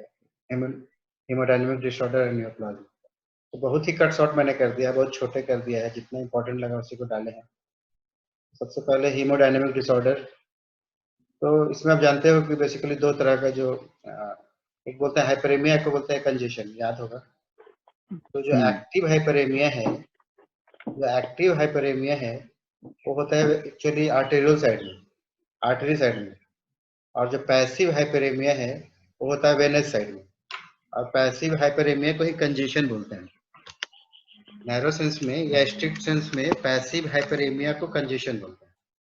तो इसका क्या मतलब हुआ कि ये वेनस साइड में और पैसिव है, और ये एक्टिव हाइपरेमिया आर्टेरियल साइड में है, और ये एक्टिव। मैंने पूरा डिटेल नहीं किया, बस आपको ये समझा दूं। अब सबसे इंपॉर्टेंट क्या है कि जो एक्टिव हाइपरेमिया है, एक्टिव हाइपरेमिया में क्रोनिक फॉर्म होते ही नहीं। इसको फर्दर डिवाइड करते हैं ना, एक्टिव को और पैसिव को, लोकल है, जनरल है, एक्यूट है, क्रोनिक है। तो याद रखने का बात यह है कि एक्टिव हाइपरेमिया में कभी भी क्रोनिक फॉर्म नहीं, ठीक है। Chronic general active hyperaemia, chronic local active hyperaemia, ये कभी नहीं होते। एक्टिव में कभी क्रोनिक फॉर्म होता ही नहीं, इसको तो याद रखिएगा, ठीक है। ऑब्जेक्टिव पॉइंट ये हो ही नहीं सकता, क्योंकि डेथ हो जाएगा, क्रोनिक का समय ही नहीं आएगा। एक्यूट तक तो ठीक है, जैसे ही क्रोनिक की तरफ बढ़ेगा ना डेथ हो जाएगा, तो ये हो नहीं सकता। क्रोनिक फॉर्म कभी एक्टिव हाइपरेमिया में नहीं होते, याद रखिए। लेकिन पैसिव में दोनों ही होते हैं, पैसिव में सब तरह का चीज चेंज हो जाता है, ठीक है। अब जैसे मैं कह रहा था, एक्टिव हाइपरेमिया में ब्लड कहाँ बढ़ता है? आर्टेरियल साइड में, आर्टेरियल साइड में एक्टिव हाइपरेमिया, ठीक है। और पैसिव हाइपरेमिया में कहाँ बढ़ेगा? वेनस साइड में, वेनस साइड। क्रोनिक फॉर्म कभी नहीं होता, ये मैंने बता दिया आपको। इसके अलावा कुछ इंपॉर्टेंट बात है, जैसे कि लेफ्ट साइडेड हार्ट फेलियर हो, ठीक है। लेफ्ट साइडेड हार्ट फेलियर में हार्ट तो अफेक्ट हो ही रहा है, लंग्स भी अफेक्टेड होते हैं। और जो सेल्स का नाम लेते हैं हार्ट फेलियर सेल्स, तो सुनने में ऐसा लगता है कि सेल कहाँ पे? हार्ट में। लेकिन ये हार्ट फेलियर जी। सेल्स यूजुअली होते हैं लंग्स में, ठीक है। क्यों होते हैं, किस कंडीशन में होते हैं? Due to left sided heart failure, ठीक। क्योंकि लेफ्ट साइडेड वाला हार्ट है वो ब्लड पूरी बॉडी को पंप करता है, तो अगर ये फेल हो गया तो लंग से जो ब्लड आ रहा होगा लेफ्ट साइड ऑफ हार्ट में वो कंजेशन हो जाएगा, वो आएगा नहीं, क्योंकि बाहर निकल नहीं रहा हार्ट से, तो लंग्स से खून आएगा ही नहीं आपका हार्ट में, तो सारे ब्लड कहाँ पुल हो जाएंगे? लंग्स में ही पुलिंग हो जाएगी। और सबके अपने लाइफ स्पैन है, तो आरबीसी मर जाते हैं समय के साथ। आरबीसी मर जाते हैं तो वहाँ के जो एल्वेलर मैक्रोफेजेस होते हैं लंग्स के जो एल्वेलर मैक्रोफेजेस हैं उस टूटे हुए हीमोग्लोबिन को खा जाता है और मैक्रोफेज भर जाता है हेमोसिट्रिन से, ठीक है। इसी सेल्स को हम लोग बोलते हैं हार्ट फेलियर सेल। तो ये ब्राउन कलर का दिखता है, स्टेनिंग भी करोगे ना तो ब्राउनिश दिखता है, ब्राउनिश दिखता है, इसीलिए इसको ब्राउन इंड्यूरेशन भी बोलते हैं, ब्राउन इंड्यूरेशन ही बोलते हैं, ठीक है। तो लेफ्ट साइडेड हार्ट फेलियर में इंपॉर्टेंट बात यह है कि in lungs there is formation of heart failure cells that is macrophages laden with haemosiderin, इसको ब्राउन इंड्यूरेशन ही बोलते हैं। चूंकि जब स्टेन करते हैं तो ये सेल्स ब्राउनिश गोल्डन कलर लेता है और लंग्स हो जाते हैं हार्ड, इसीलिए ब्राउन इंड्यूरेशन ऑफ लंग्स भी बोलते हैं। अब राइट साइडेड हार्ट फेलियर में जो इंपॉर्टेंट पॉइंट आपको याद रखना है, जब राइट साइडेड हार्ट फेलियर होगा तो इसके ब्लड लंग्स तक नहीं जाएंगे, इसका मतलब ये होगा कि पूरी बॉडी में पूरी सिस्टमिक एक्यूमुलेशन ऑफ ब्लड हो जाएगा, पूरी शरीर में एक्यूमुलेशन ऑफ ब्लड हो जाएगा। लेफ्ट वाले में लंग्स में एक्यूमुलेशन होता है, राइट वाले में पूरी बॉडी में एक्यूमुलेशन हो जाएगा एक्सेप्ट लंग्स। तो इसमें जो सबसे important objective point of view है कि लीवर में नटमेग अपीयरेंस आता है, नटमेग कसैली, कटा हुआ कसैली की तरह, ठीक है। और ये पोस्टमार्टम में भी हम लोग इसको यूज करते हैं। जैसे हार्ट फेलियर का केस है तो कंजेशन अगर लंग्स में दिखेगा सिंपल तो हम लोग बोलते हैं left sided heart failure. Lungs normal दिखे बाकी ऑर्गन कंजेस्टेड दिखता है तो उसको हम लोग बोलते हैं राइट साइडेड हार्ट फेलियर, ये नॉर्मल रूल है, ठीक है। ये हेमोसिट्रिन लेडन मैक्रोफेजेस को एक बार और हाईलाइट किया हूं मैं कि होता है किस कंडीशन में होता है, due to chronic general passive hyperaemia, active तो हो ही नहीं सकता क्रोनिक में, तो क्रोनिक जनरल पैसिव हाइपरेमिया के केस में ये फॉर्मेशन होगा आपका हार्ट फेलियर सेल्स लंग्स में, और ये ब्राउन इंड्यूरेशन भी बोलते हैं, ठीक है। ये मैंने आपको बताया, दो तीन बात इसमें बहुत इंपॉर्टेंट है, nutmeg appearance, heart failure cells, brown induration, और किस केस में होगा? Chronic general passive hyperaemia. अब हैमरेज जानते हो, escape of blood from blood vessels. अब ये बहुत छोटे हो सकते हैं, थोड़े बड़े हो सकते हैं, बहुत बड़े भी हो सकते हैं। तो साइज डिपेंडेंट जो क्लासिफिकेशन है, पिन पॉइंट होगा तो पेटेकियल, थोड़ा बड़े होंगे तो परपुरा या एकाइमोटिक हेमरेजेस बोलते हैं, और बहुत ही बड़े होंगे तो सफ्यूजन्स बोलते हैं, ठीक है। और आरबीसी का ब्लड वेसल से बाहर आने का दो तरीका हो सकता है, ब्लड वेसल्स में रप्चर जिसको बोलते हैं रेक्सिस, या इंक्रीज्ड वैस्कुलर प्रोबेबिलिटी, किसी साइटोकाइंस के इफेक्ट में, कोई केमिकल मेडिएटर के इफेक्ट में वैस्कुलर प्रोबेबिलिटी बढ़ जाता है, तब भी आरबीसी बाहर आने लगता है। तो दो तरीका हो सकता है, ब्रेक इन कैपिलरी वाल्व जिसको रेक्सिस बोलते हैं, और डायपेडेसिस जब प्रोबेबिलिटी बढ़ जाता है, ठीक है। एक टर्म हेमाटोमा, तो यूजुअली ओमा जब लगता है तो लगता है ट्यूमर है, कैंसर है, तो ये एक एक्सेप्शन है। ओमा लगने के बाद भी ये ट्यूमर नहीं है, कैंसर नहीं है, ये ट्यूमर लाइक है, ट्यूमर की तरह दिखता है, ट्यूमर है नहीं। इसमें क्या होता है, due to subcutaneous haemorrhage blood accumulate हो जाते हैं टिश्यू में, एक्यूमुलेशन ऑफ ब्लड है टिश्यू में, तो ये ट्यूमर की तरह दिखता है नहीं बेसिकली ये ट्यूमर। वैसे यूट्रस से जब ब्लीडिंग हो तो उसको मेट्रोहेजिया बोलते हैं, स्पुटम में ब्लड आया तो हेमोप्टाइसिस बोलते हैं, नोज से आए तो एपिस्टैक्सिस बोलते हैं, ये दोनों थोड़ा सा इंपॉर्टेंट है। नोज से आए तो एपिस्टैक्सिस बोलते हैं, स्टूल से आए तो मिलेना बोलते हैं, blood in stool is called as melaena. और ये भी इंपॉर्टेंट है, ब्रेन में ब्लीडिंग को बोलते हैं एपोप्लेक्सी, नोज वाले में एपिस्टैक्सिस, ब्रेन वाले में एपोप्लेक्सी। यूरिन में हेमेचूरिया या हीमोग्लोबिन भी हो सकता है, और वोमिट में हीमेट इमेसिस, क्योंकि इमेसिस का मतलब होता है वोमिटिंग, वोमिटिंग।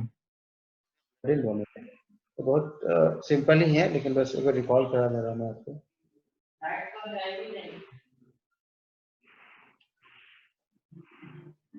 नेक्स्ट टर्म है हीमोफीलिया, बहुत इंपॉर्टेंट है, ये जेनेटिक डिसऑर्डर है। आप जानते हो कि इसमें ब्लड क्लॉटिंग नहीं होता, लेकिन जानने वाली बात यह है कि दो तरह का होता है, टाइप ए और type B. Objective point of view से दो तरह के हैं। यूजुअली टाइप बी में पूछा जाता है कि कौन सा फैक्टर का कमी होता है। तो टाइप बी सेक्स लिंक्ड है और इसमें डिफिशियंसी ऑफ फैक्टर 9, जिसको बोलते हैं क्रिसमस फैक्टर। तो टाइप बी हेमोफीलिया में डिफिशियंसी हो जाता है क्रिसमस फैक्टर का या फैक्टर 9 का, ठीक है। टाइप ए थोड़ा सा अलग है, ये भी सेक्स लिंक्ड है और ज्यादातर मेल्स में ही दिखते हैं, सीन ओनली इन मेल्स। और इसमें क्या नहीं होता है, anti haemophilic globulin AHG absent होता है टाइप ए में, क्रिसमस फैक्टर एब्सेंट होता है टाइप बी में। दोनों ही सेक्स लिंक्ड है, ये सिर्फ और सिर्फ मेल्स में दिखता है। Thrombosis, intravital clotting of blood, मतलब antemortem clotting of blood. Clotting तो ब्लड में मरने के बाद भी हो जाता है, लेकिन बिफोर डेथ अगर क्लॉटिंग हो जाए कहीं भी तो उसको हम लोग बोलते हैं थ्रोम्बोसिस, एंटीमोर्टम क्लॉट, ठीक है। डिपेंडिंग ऑन द लोकेशन उसके अलग अलग नाम होते हैं, जैसे म्यूरल थ्रोम्बाई। तो म्यूरल थ्रोम्बाई कहाँ होगा, wall of vascular system, heart में या ब्लड वेसल्स के वॉल में अगर जमा है तो म्यूरल थ्रोम्बाई। वल्व्स में होंगे तो बोलेंगे वेल्वुलर थ्रोम्बाई। वेन के बल्ब में हो, हार्ट के बल्ब में हो, कहीं भी हो, उसको बोलते हैं वेल्वुलर थ्रोम्बाई।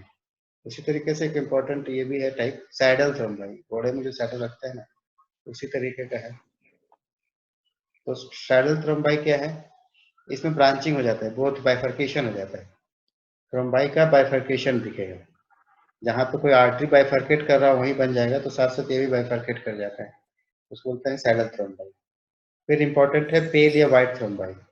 ये कब होगा, जब सर्कुलेशन बहुत स्लो होता है, उस कंडीशन बनते हैं ये क्लॉट। एंटीमॉर्टम क्लॉट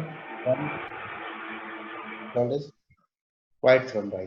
और रेड वाले में सब सारे कंपोनेंट्स होते हैं, और चूंकि आरबीसी भी होता है इसलिए वो रेड हो जाता है। इसमें जो फ्लो ब्लड होता है वो नॉर्मल होता है। तो व्हाइट थ्रोम्बाई जहाँ पे ब्लड सर्कुलेशन स्लो हो जाता है वहाँ बनते हैं। और जब mixture of red and white होगा, यानी कि सर्कुलेशन बहुत कम भी नहीं है और नॉर्मल भी नहीं है, ऐसे कंडीशन में रेड एंड व्हाइट थ्रोम्बाई का लेमिनेशन होने लगता है, एक के ऊपर एक बनने लगता है, या एक दूसरे से डिस्पर्स भी हो जाते हैं, तो उसको मिक्स्ड थ्रोम्बाई होता है। इम्बोलस क्या है, कोई भी फॉरेन बॉडी, ब्लड वेसल्स के अंदर खून में घूम रहा हो कोई भी फॉरेन बॉडी, ये या तो सॉलिड हो, लिक्विड हो, गैस हो,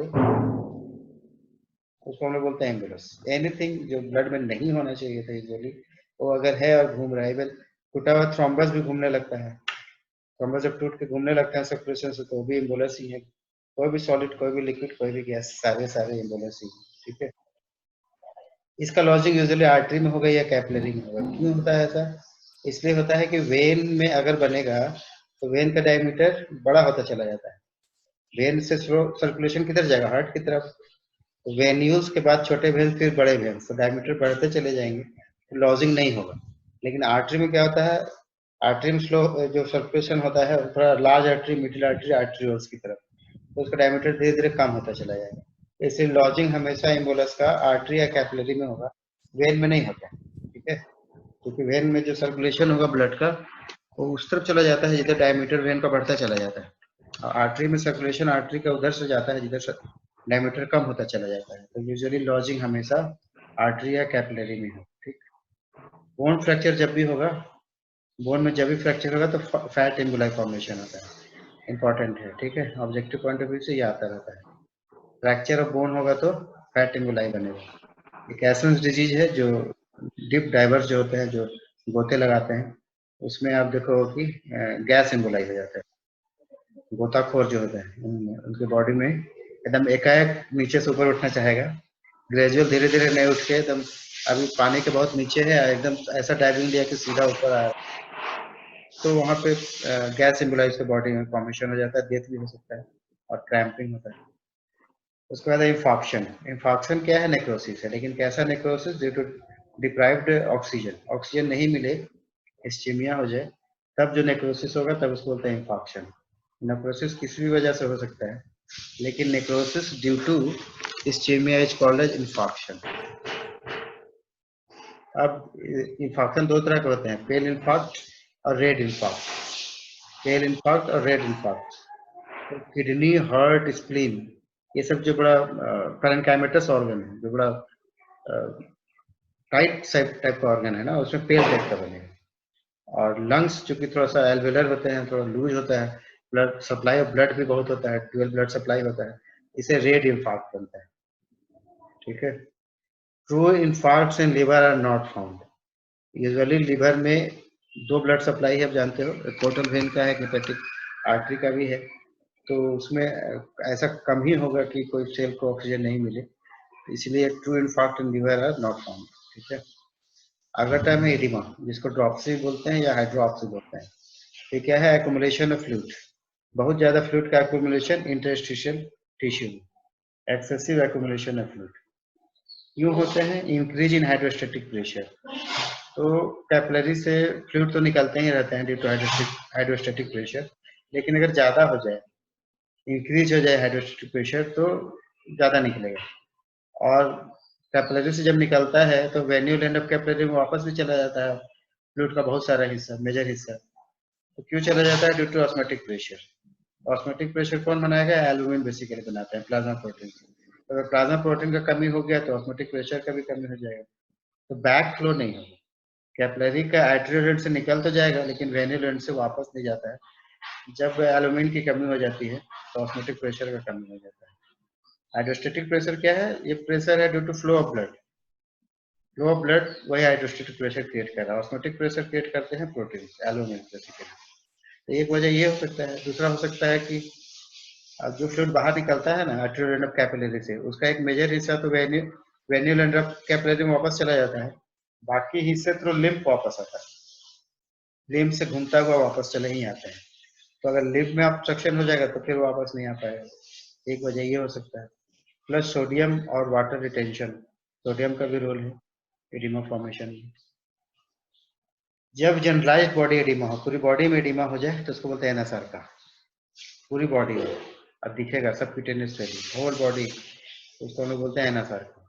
एसाइटिस में सिर्फ पेरिटोनियल कैविटी में, हाइड्रोपेरिटोनियम पेरिटोनियल कैविटी में होगा एसाइटिस। हाइड्रोपेरिकार्डियम हार्ट में, हार्ट के विसरल और पेरिकार्डियल लेयर में के बीच में जब जमा हो जाए फ्लूइड, तो उसको बोलते हैं हाइड्रोपेरिकार्डियम। ब्रेन के एडिमा में वेंट्रिकल्स को बोलते हैं हाइड्रोसेफेलस, हाइड्रोसेफेलस जानते हो। अब नेक्स्ट है शॉक। शॉक कैसे डिफाइन करते हैं? Inadequate blood supply due to some damage in the heart. Heart में कुछ प्रॉब्लम हो गया, प्रॉपर सप्लाई नहीं कर पा रहा है ब्लड सर्कुलेशन का, तो काउज करेगा शॉक। बहुत डिटेल नहीं कर रहा हूँ मैं इसका, लेकिन ये शॉक हाइपोवोलेमिक भी हो सकता है, मतलब अमाउंट ऑफ ब्लड कम हो सकते हैं, जैसे कि डिहाइड्रेशन वगैरह में या ब्लड ब्लीडिंग में हो जाता है, या न्यूरोजेनिक भी हो सकता है, कार्डियक भी हो सकता है, या सेप्टिक भी हो सकता है। ये इन्फेक्शन में होता है सेप्टिक में। न्यूरोजेनिक पे बुरा खबर सुनो तो एक आदमी बेहोश या मर ही जाता है, तो उसका एग्जाम्पल है न्यूरोजेनिक का। इसमें बहुत ज्यादा केमिकल म्यूटेटर्स रिलीज हो जाते हैं। तो उधर था ब्लड से रिलेटेड, सर्कुलेशन से रिलेटेड। ये ग्रोथ वाला है, तो 4 टर्म्स है वो आपको जानना है, डिस्टर्बेंसेस इन ग्रोथ। तो पहला है एट्रोफी। एट्रोफी का मतलब कि प्रॉपर साइज अटेन नहीं किया, बहुत थोड़ा सा, कोई ऑर्गन का बनना तो शुरू हुआ लेकिन बनने के तुरंत बाद ही अरेस्ट हो गया। तो ऐसा नहीं है कि बनना ही शुरू नहीं हुआ, बनना शुरू होता है मगर वो अरेस्ट हो जाता है, तो उसको हम लोग बोलते हैं एट्रोफी। और ये जेनेसिस थोड़ा सा अलग है, ठीक है। सॉरी मैं गड़बड़ा गया, ये एप्लेशिया में आपको बताने लगा। एप्लेशिया, एप्लेशिया में बनना शुरू तो होता है लेकिन प्रॉपर डेवलपमेंट नहीं होता। और ए जेनेसिस में क्या होता है कि बनने का प्रक्रिया ही शुरू नहीं होता। ये दोनों में थोड़ा सा अंतर है। एप्लेशिया फॉर्मेशन तो शुरू होगा, बिगनिंग होगा, मगर डेवलपमेंट नहीं होगा। ऐसे बिगनिंग ही नहीं होते। अब एक बारी फुल डेवलप ऑर्गन बन जाए उसके बाद वो रिग्रेस कर सकता है। जब रिग्रेस करेगा तो उसको बोलते हैं एट्रोफी। पूरा बनने के बाद जब सेल से छोटा हो जाता है, बहुत छोटे हो जाते हैं, बहुत ही छोटे हो जाते हैं, तो एट्रोफी। अब थोड़ा छोटा होगा तो हाइपोट्रोफी बोलेंगे, बहुत ज्यादा छोटा हो जाएगा तो एट्रोफी बोलेंगे। उसी तरीके से साइज बड़ा हो जाए due to increase in cell size, number नहीं, सेल का साइज बड़ा होता चला जाए, नंबर जितना है उतना ही रहे, तो उसको हम लोग बोलते हैं हाइपरट्रॉफी। इसका उल्टा हाइपरप्लेशिया, यहाँ पे सेल का साइज नॉर्मल होता है लेकिन नंबर बहुत ज्यादा बढ़ जाता है, तो उसको बोलते हैं हाइपरप्लेशिया। इसका और फर्दर है फिजियोलॉजिकल हाइपरट्रॉफी, पैथोलॉजिकल हाइपरट्रॉफी, इस तरह से है, तो इतना मैं डिटेल नहीं कर रहा आपको। हाइपोप्लेशिया भी वही है कि जहाँ पे ऑर्गन साइज रिड्यूस होते हैं। प्लेसिया का मतलब ही होता है नंबर। तो जब नंबर कम होंगे सेल साइज डिक्रीज होगा, ऑर्गन साइज डिक्रीज होगा, उसको बोलते हैं हाइपोप्लेसिया। इसमें सेल साइज का नहीं मतलब है, प्लेसिया है तो नंबर है, प्लेसिया है तो नंबर है। डिस्प्लेसिया में क्या होता है कि alteration in the arrangement shape and size. जैसे टर्म होता है पॉइक्रोसाइटोसिस, एनाइसोसाइटोसिस, यानी शेप चेंज हो गया, साइज चेंज हो गया। इसके अलावा ओरिएंटेशन भी चेंज हो जाए। जैसे एपिडर्मिस में 5 लेयर होते हैं एपिडर्मिस में, तो कुछ होते हैं बेसल लेयर पे, कुछ होता है बिल्कुल सरफेस लेयर पे। तो ये ओरिएंटेशन चेंज हो जाए, जिसको ऊपर होना हो नीचे आ जाए, बीच में आ जाए, इस तरह के चेंजेस हो जाए तो उसको हम लोग बोलते हैं डिस्प्लेसिया। डिफाइन करते हैं डिसऑर्डरली अरेंजमेंट। ठीक है, change in the orientation of the arrangement. Metaplasia थोड़ा अलग चीज है, इसमें रिवर्सिबल चेंज होता है। सेल टाइप दूसरे सेल टाइप में चेंज हो जाता है, लेकिन ये सेल एक ही जर्म लेयर के होने चाहिए। ऐसा नहीं कि मेसोडर्मल वाला एपिडर्मल में चेंज हो जाएगा, वैसा नहीं, एक ही जर्म लेयर का होना चाहिए। जैसे स्क्वामस वाला क्यूबॉइडल हो सकता है। इस तरह के जो चेंजेस होते हैं उसको हम लोग बोलते हैं मेटाप्लेसिया। ठीक है, ये है लास्ट टॉपिक, थोड़ा सा डिटेल है ये, नियोप्लाज्म। ठीक, नियो मतलब न्यू, प्लाज्म मतलब फॉर्मेशन। तो न्यू थिंग्स का फॉर्मेशन यूजुअली वो टर्म लिया गया है neoplasm. Study of tumour term जो है ना उसको रेस्ट्रिक्ट कर दिए है फॉर नियोप्लाज्म। वैसे तो कोई भी स्वेलिंग ट्यूमर ही है, लेकिन यूजुअली साइंस में जो स्वेलिंग है उसको हम लोग रेस्ट्रिक्ट कर देते हैं ट्यूमर से। तो स्टडी ऑफ नियोप्लाज्म या ट्यूमर को हम लोग बोलते हैं oncology. Oncology is the science which deals with tumour. अब नियोप्लाज्म कैसे डिफाइन करेंगे? नियोप्लाज्म ऐसा सेल ग्रोथ है जो आउट ऑफ कंट्रोल है, जिसका कोई पर्पस नहीं और कोई ऑर्डरली अरेंजमेंट भी नहीं। ठीक है, पर ये जो ऑर्डरली अरेंजमेंट वाला जो इसको जोड़ा गया है ना, इसको घंटी शास्त्री ने जोड़ा था last version, no orderly arrangement. बाकी जितने डिफिनेशन है इसके कि पर्पसलेस ग्रोथ है, विदाउट कंट्रोल है, इसको मैलोरी ने डिफिनेशन दिया था। मैलोरी की डिफिनेशन में घंटी शास्त्री साहब ने लास्ट में जोड़ा था, नो ऑर्डरली अरेंजमेंट। ठीक है, सब थोड़ी पहचान है न्यूप्लास्टिक से होता है। इसमें ऐसा ट्रांसफॉर्मेशन हो जाता है कि एनाप्लास्टिक कैरेक्टर दिखाने लगते हैं, खासकर जो मैलिग्नेंसी वाले हैं। एनाप्लेसिया क्या है? एनाप्लेसिया है डी डिफरेंशिएशन, मतलब revert back to the embryonic type. एक मैच्योर सेल जिसको आप पहचान लेते हो कि ये जैसे लीवर में सेल दिखाऊं तो आप पहचान लोगे कि पॉलीगोनल है, ऐसे है। न्यूरॉन्स दिखाऊं तो पहचान लोगे, नेफ्रॉन दिखाऊं तो पहचान लोगे। तो चूंकि इसलिए पहचान लेते हैं कि मैच्योरेटेड सेल्स है, डिफरेंशिएटेड है। लेकिन जब एनाप्लेसिया होता है तो वापस चला जाता है एम्ब्रियोनिक टाइप में, मतलब उसको पहचान नहीं सकते कोई लिवर सेल है, पैंक्रियाज के सेल्स है, इंटेस्टाइन के सेल्स है, कैसा सेल्स है, तो इसको बोलते हैं de differentiation. Fully matured cells वापस जब एम्ब्रियोनिक स्टेज में पहुंच जाता है उसे बोलते हैं एनाप्लेसिया। इसका पहचान क्या है? न्यूक्लियस और न्यूक्लियस दोनों ही बड़े हो जाते हैं। इसकी वजह से जो न्यूक्लियर साइटोप्लाज्मिक रेशियो है वो बढ़ जाता है। यूजुअली नॉर्मल सेल्स में 1:2 या 1:3 होता है, इसके केस में 1:1 हो जाएगा, मतलब जितना साइटोप्लाज्म उतना ही न्यूक्लियस। तो न्यूक्लियस बहुत बड़ा हो जाता है, न्यूक्लियोलस भी बड़ा हो जाता है, प्लस नंबर ऑफ न्यूक्लियोलस भी बढ़ सकता है। और स्ट्रेन ज्यादा लेते हैं तो क्रोमेशिया हो जाता है, अब बहुत सारे माइटोटिक फिगर्स दिखेंगे। क्योंकि हमेशा डिवीजन होता रहेगा ट्यूमर में, ट्यूमर की खासियत है लगातार डिवीजन। तो जब हमेशा डिवाइड करता रहेगा तो आपको बायोप्सी में या एक्सप्लोरेटिव साइटोलॉजी वाला सेल्स जो होंगे उसमें सेल्स हमेशा डिवाइडिंग स्टेज में दिखेगी, माइटोटिक फिगर्स। और एक चीज और भी है कि यूजुअली जो सेल टूटते हैं बॉडी से, जो नॉर्मल सेल का फिजियोलॉजिकल टर्नओवर है, उसमें जो सेल टूटते हैं ना क्लम्प्स में टूटते हैं, ग्रुप्स में टूटते हैं, नए बनते हैं। इसके केस में क्लम्प्स नहीं दिखेगा, क्लस्टर नहीं दिखेगा, सब अलग अलग दिखेगा, स्कैटर्ड दिखता है, क्योंकि cohesive force between the cells कम हो जाता है। और कम होने का वजह है निगेटिव चार्ज का डेवलप होना और कैल्शियम आयन का कमी होना। तो ये सब कुछ एनाप्लेसिया का पहचान है। यूजुअली 2 तरह के होते हैं ट्यूमर, 4 पढ़े हम लोग, यूजुअली 4 ऐसे पढ़ते हैं, लेकिन 2 इंपॉर्टेंट है, बिनाइन ट्यूमर्स और मैलिग्नेंट ट्यूमर। तो बिनाइन जो जिसमें मेटास्टेसिस नहीं होते, जिसमें इन्वेजन नहीं होता, यूजुअली डेथ कॉज नहीं करता, आप इसको आसानी से सर्जरी से हटा सकते हैं, तो बिनाइन ट्यूमर है। मैलिग्नेंट वाला मेटास्टेसिस होता है।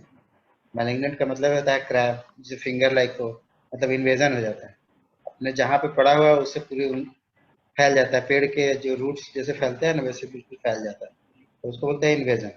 और मेटास्टेसिस भी होता है। तो ये मैलिग्नेंसी का पहचान है। तो दो इंपॉर्टेंट ट्यूमर्स है, इसके अलावा दो ट्यूमर्स और हम लोग पढ़ते थे, डर्मल सिस्ट ट्यूमर और टेरेटोमा। तो डर्मल सिस्ट ट्यूमर क्या है कि जब भी होगा तो 1 जर्म लेयर का होगा, और टेरेटोमा क्या होगा, जब भी होगा 2 या मोर देन 2 जर्म लेयर होंगे इसमें। जहाँ पे ट्यूमर देखेंगे इसे सिर्फ एक ही तरह का जर्म लेयर के डेरिवेटिव्स है। टेरेटोमा में 2 या 2 तरह के जर्म लेयर्स के डेरिवेटिव्स है। ठीक है, दोनों ही एम्ब्रियोनिक डिफेक्ट है, दोनों ही एम्ब्रियोनिक डिफेक्ट है। ठीक है, तो डर्मल सिस्ट ट्यूमर में सिर्फ एक जर्म लेयर इन्वॉल्व है और भी एक्टोडर्म, इसलिए एक्टोडर्मल डेरिवेटिव्स जैसे कि बोन, हेयर, ये सब चीजें आपको दिखेगा। जैसे जहाँ नहीं दिखना चाहिए वहाँ दिखेगा, जैसे ओवरी है, ओवरी में बोन दिखने लगेगा, हेयर दिखने लगेगा, तो dermal cyst tumour. Teratoma, teratoma में एक्टोडर्मल भी हो सकता है, एंडोडर्मल, मेसोडर्मल, 2 या 3 तरह के जर्म लेयर के डेरिवेटिव्स वहाँ पे दिखेंगे जहाँ पे ट्यूमर। ये पॉइंट ऑफ डिफरेंशिएशन है। तो आप जानते हो बिनाइन में मेटास्टेसिस नहीं होता है, इसके चारों तरफ कैप्सूल होता है, इसमें स्लो ग्रोथ होता है, एनाप्लेसिया बहुत ही मिनिमम होता है और इसको सर्जरी से हटा सकते हैं, यूजुअली फैटल नहीं होता है। मैलिग्नेंट में इन्वेजन होता है, मेटास्टेसिस होता है, कैप्सूल नहीं होता, बहुत रैपिड ग्रोथ होता है और एनाप्लास्टिक कैरेक्टर है और फैटल है। नोमेनक्लेचर ये थोड़ा सा इंपॉर्टेंट है। बिनाइन ट्यूमर जब भी होगा तो उसमें ओमा बोलते हैं, उसका जब भी सफिक्स लगेगा ओमा, वो एपिथेलियल हो या non epithelial tissue, benign tumour में हमेशा ओमा लगता है। मगर मैलिग्नेंट ट्यूमर में कार्सिनोमा भी लगा सकते हो या सार्कोमा भी लगा सकते हो। तो अगर एपिथेलियल टिश्यू है तो आप लगाएंगे कार्सिनोमा, अगर नॉन एपिथेलियल टिश्यू है तो लगाएंगे सार्कोमा। कहने का मतलब एपिथेलियल टिश्यू में बिनाइन ट्यूमर को ओमा से करते हैं, मैलिग्नेंट ट्यूमर को कार्सिनोमा से बोलते हैं, नॉन एपिथेलियल टिश्यू में बिनाइन ट्यूमर को फिर ओमा ही बोलते हैं, लेकिन मैलिग्नेंट ट्यूमर को यहाँ पे सार्कोमा बोलते हैं, यहाँ पे कार्सिनोमा, यहाँ पे सार्कोमा। ठीक है, ये ऑब्जेक्टिव पॉइंट ऑफ व्यू से इंपॉर्टेंट है। Mesodermal tissue can give rise to both carcinoma and sarcoma. मतलब ये जो एपिथेलियल में कार्सिनोमा लगा रहे थे, नॉन एपिथेलियल सार्कोमा, मेसोडर्मल में कार्सिनोमा और सार्कोमा दोनों लगा सकते हैं। यहाँ पे एक चीज और जानो, कुछ ट्यूमर के नाम ऐसे होते हैं ना जिसमें ना तो सार्कोमा लगता है ना कार्सिनोमा लगता है, और बिनाइन में वही नाम देते हैं, उसका मैलिग्नेंसी में वही नाम होता है, सेम नाम होता है, जैसे कि सर्टोलिसेल्स ट्यूमर या सेमिनोमा है। तो सेमिनोमा मैलिग्नेंट भी होगा तो भी सेमिनोमा ही बोलेंगे, कुछ एक्सेप्शंस है। और जैसे कि माइलोनोमा जो मास्टर्स का ट्यूमर है, वो भी ओमा ही लगता है, उसमें कोई कार्सिनोमा या सार्कोमा नहीं लगता। तो बिनाइन हो मैलिग्नेंट हो वहाँ भी ओमा ही लगाते हैं। प्लस नर्वस टिश्यू के ऑलमोस्ट जितने भी ट्यूमर है, नर्वस टिश्यू के जितने भी सेल्स हैं, एस्ट्रोसाइटोमा बोलो आप, जो भी चीज बोलो नर्वस टिश्यू से रिलेटेड, सब में ओमा ही लगता है। ओमा ही बिनाइन हो सकता है, वही मैलिग्नेंट भी हो सकता है। तो थोड़ा एक्सेप्शन है इसमें है। जो सबसे इंपॉर्टेंट एक्सेप्शन है वो आपको मैंने बताया कि मासल ट्यूमर वाला, तो दोनों ही ओमा लगते हैं, प्लस सर्टोलिसेल्स ट्यूमर वाला सेमिनोमा, दोनों में ही ओमा लगता है, वो बिनाइन हो या मैलिग्नेंट हो, ये दो तो एकदम याद रखिएगा। और मैं नर्वस टिश्यू को भी सारे ओमा ही लगते हैं। ऑब्जेक्टिव में ये भी आ चुका है, neoplasia has both genetic and epigenetic causes, मतलब जेनेटिक कॉजेज है और एनवायरमेंटल कॉजेज भी है, दोनों वजह से होता है। जीन भी रिस्पॉन्सिबल है और बाहर का प्रीडिस्पोजिंग फैक्टर्स भी रिस्पॉन्सिबल है। कार्सिनोजन किसी भी एजेंट को बोलते हैं जो कैंसर काज करेगा। और आप जानते हो कार्सिनोजेनेसिस में एक इनिशिएशन होता है, एक प्रमोशन होता है, एक प्रोग्रेशन होता है। अगर मैलिग्नेंसी होगा तो 3 स्टेप हो जाएगा, इनिशिएशन, प्रमोशन और प्रोग्रेशन। और बिनाइन वाले में इस तरह के स्टेप्स नहीं होते। तो प्रोमोटर्स का कुछ एग्जाम्पल पूछा जाता है। इनिशिएटर तो कोई भी नाम ले लो इनिशिएटर, जितने इनडायरेक्ट होता है ना, इनडायरेक्ट कार्सिनोजेन, वो उसमें प्रोमोटर की जरूरत पड़ती है, तो हेल्प करवाना पड़ता है, किसी चीज का हेल्प लेना पड़ता है। कुछ एग्जांपल्स जैसे formal esters, phenols, hormones, some drugs और आर्टिफिशियल स्वीटनर्स जो मिठाई चॉकलेट में डाला जाता है, ये प्रोमोटर्स हैं। एग्जाम्पल के लिए इंपॉर्टेंट है फिनोल्स और formal esters, exam point of view promoters. Cytological examination करेंगे तो बिनाइन के जो सेल होते हैं हमेशा यूनिफॉर्म शेप एंड साइज और resembling with the parent cells, जिस सेल से बना है उसी तरीके का दिखता है बिनाइन वाला। लेकिन मैलिग्नेंट वाला एनाप्लास्टिक हो जाता है, उसको पहचानना मुश्किल हो जाता है। ये मैलिग्नेंसी भी डिपेंड करता है, ग्रेडिंग होता है ना इसका, 1 2 3 4 5 4 तक ही होता है, 1 2 3 4। तो एनाप्लेसिया डिपेंड करता है कि कितना ज्यादा डी डिफरेंशिएशन हो गया, उसी हिसाब से उसको हम लोग मेलिग्नेंसी का टाइप 4 कर देते हैं। ऐसा नहीं कि हर मेलिग्नेंट टिश्यू में इतना ज्यादा एनाप्लेसिया हो जाएगा कि आप उस सेल को ही नहीं पहचान पाओगे, तो उसको हम लोग ग्रेडिंग करते हैं फर्दर। लेकिन बिनाइन में सेल पहचाने जाते हैं कि ये लीवर का ही है तो पहचान में आ जाएगा कि लीवर का है। मेलिग्नेंसी में डिपेंड करता है ग्रेड वाइज 1 2 3 4। प्लियोमॉर्फिक ये सब क्या है, मेलिग्नेंसी का पहचान है। प्लियोमॉर्फिज्म सेल टाइप चेंज हो जाता है, जिससे मैं बता रहा था। लार्ज न्यूक्लियस बहुत बड़ा हो जाता है, एनसी रेशियो बढ़ जाता है, 1:1 हो जाता है, न्यूक्लियाई बहुत बड़े हो जाते हैं, माइटोटिक फिगर्स दिखता है, और साइटोप्लाज्म बेसोफिलिक हो जाता है, साइटोप्लाज्म बेसोफिलिक हो जाता है। ये मेलिग्नेंसी का, मेलिग्नेंट ट्यूमर के सेल्स का पहचान है। फिर cause of cancer intrinsic factor और एक्सट्रिंसिक फैक्टर। ये प्रीडिस्पोजिंग फैक्टर्स है, हेरिडिटी, एज, सेक्स, पिगमेंटेशन के, यूजुअली ओल्ड एज में होता है। ठीक है, ओल्ड एज में होता है। क्यों होते हैं यूजुअली ओल्ड एज में? कि जो म्यूटेशंस होने चाहिए सेल में, जो कैंसर फॉर्मेशन के लिए म्यूटेशन सबसे इंपॉर्टेंट है, तो ये सोमेटिक म्यूटेशन धीरे धीरे प्रेसिपिटेट होते चले जाता है, इसीलिए अक्सर ओल्ड एज में दिखता है। लेकिन कुछ ट्यूमर यंग एज में भी दिख सकता है, जैसे सार्कोमा है। सार्कोमा यंग एज में ही ज्यादा दिखता है, ओल्ड एज में कम दिखता है, लेकिन अक्सर ओल्ड एज में ही दिखता है। ठीक है, जैसे पिगमेंटेशन है, तो अगर किसी का मेलानिन बहुत ज्यादा है बॉडी में, तो नेचुरली वो अल्ट्रावायलेट रेज को प्रोटेक्ट कर रहा है, तो उनको चांसेस कम होंगे ट्यूमर होने के। और जिसका वाइट स्किन है तो उनमें ट्यूमर के चांसेस ज़्यादा होंगे। ठीक, अब एक्सट्रिंसिक फैक्टर में केमिकल्स है, रेडिएशन है, पैरासाइट्स है, क्रॉनिक इरिटेशन है, हार्मोन्स है, वायरसेस है। ठीक है, ये सब जानते हो। कुछ इंपॉर्टेंट पैरासाइट्स जो कॉज करते हैं उसको याद कर लीजिए। गैंग्रोलाइनेमा, उससे सबसे इंपॉर्टेंट है स्पाइरोसर्पा लुपाई। ठीक है, स्पाइरोसर्पा लुपाई। और एक जो आता है एग्जाम में, आइमेरिया एसटीडी। आइमेरिया मैंने कॉक्सीडिया, सारे कॉक्सीडिया नहीं, जी आइमेरिया एसटीडी जो है रैबिट वाला, जो सबसे पहले खोजा गया था, रैबिट के लीवर में, बाइल डक्ट में कॉज करता है ये कैंसर, आइमेरिया एसटीडी। तो ये थोड़ा सा इंपॉर्टेंट है, सबसे पहला डिस्कवर्ड भी है। फिर है आपका आयनाइजिंग रेडिएशंस। ये कैसे करते हैं? Formation of pyrimidine dimers in the DNA. ये हालांकि दोनों तरीके से करते हैं, डायरेक्टली करते हैं और इनडायरेक्टली करते हैं। Indirectly by free radical formation, जिसमें हाइड्रोक्सिल आयन सबसे इंपॉर्टेंट है। ठीक है, या आयनाइजेशन करेंगे, डायरेक्टली बाय आयनाइजेशन और indirectly by free radical formation. कोई भी करता हो, जैसे भी करते हो, फाइनली डीएनए में तो म्यूटेशन जरूरी है। ठीक है, डीएनए में म्यूटेशन होना प्लस उसका फिक्स होना, ये जरूरी है। फिर है केमिकल कार्सिनोजेन। तो सर पर्सिबल वॉट थे जो सबसे पहले उन्होंने बताया था केमिकल से भी कैंसर हो सकता है। सर पर्सिबल वॉट, ऐसे मुझे याद आ रहा है उनका नाम। ठीक है, तो ये केमिकल दो तरह के हो सकते हैं, direct acting, indirect acting. Indirect वाले में मेटाबॉलिक कन्वर्शन का जरूरत पड़ता है, वो कार्सिनोजेंस को कार्सिनोजेंस बनाना होता है।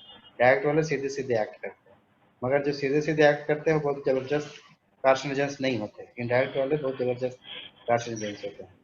डायरेक्ट एक्टिंग कोई भी अल्कालाइटिंग एजेंट या एसिलाइटिंग एजेंट, एल्कलाइटिंग एजेंट या एसिलाइटिंग एजेंट जो भी है वो कैंसर काज करेगा। ठीक है, इवन जो दवाइयाँ यूज किया जाता है कैंसर के अगेंस्ट, वो भी कैंसर प्रोड्यूस कर सकता है, जैसे साइक्लोफॉस्फामाइड, क्लोराम्बुसेल। ठीक है, इनडायरेक्ट वाले का इंपॉर्टेंट एग्जांपल है बेंजोट्रेसिन, एफ्लाटॉक्सिन बी। इनडायरेक्ट है, देखो इनडायरेक्ट मतलब उसको कुछ मदद चाहिए। एफ्लाटॉक्सिन बी भी करता है ना लीवर कार्सिनोमा, yes तो ही मदद चाहिए, अकेला नहीं कर सकता, एक प्रोमोटर चाहिए। बेंजापायरिन ये भी बहुत इंपॉर्टेंट कार्सिनोजन है, तो ये इनिशिएट तो कर सकता है लेकिन कभी कैंसर नहीं कर सकता अनलेस कि इसको प्रमोशन नहीं मिल जाए तो दूसरा एजेंट से। तो कोई प्रोमोट करेगा, प्रोमोटर होगा तभी होगा। एफ्लाटॉक्सिन के साथ भी वही है, ये भी इनिशिएटर है, सारे इनिशिएटर ही है जितना नाम लिखा हुआ, लेकिन इनको एक प्रोमोटर का मदद मिलेगा तभी जाकर फाइनल मैलिग्नेंसी। वायरस को सबसे पहले, मतलब वायरसेस भी हैं कार्सिनोजेंस, उसको सबसे पहले एलेनबर्ग एंड बैंग ने किया था। ठीक है, उसके बाद आप जानते हो राउत साहब का बहुत रोल है, तो उनके नाम पे भी है कैंसर का नाम राउत सार्कोमा वायरस, तो नहीं होगी, लेकिन सबसे पहले काम किया yes एलेनबर्ग एंड बैंग ने। उसी तरीके से केमिकल्स में सबसे पहले काम किया था सर पर्सिबल वॉट ने।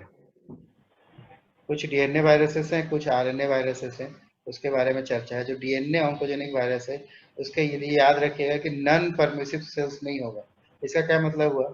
नॉन परमिसिव सेल्स का मतलब कि ऐसे सेल्स जिसके अंदर वायरस घुसते हैं, अपना रेप्लिकेशन करता है, सेल को तोड़ देता है, फिर बहुत सारे वायरस निकलते हैं, वो दूसरे सेल के अंदर जाते हैं। अगर ऐसा होगा तो जब सेल मर ही गया तो फिर मैलिग्नेंसी कहाँ से होगा, ट्रांसफॉर्मेशन कहाँ से होगा?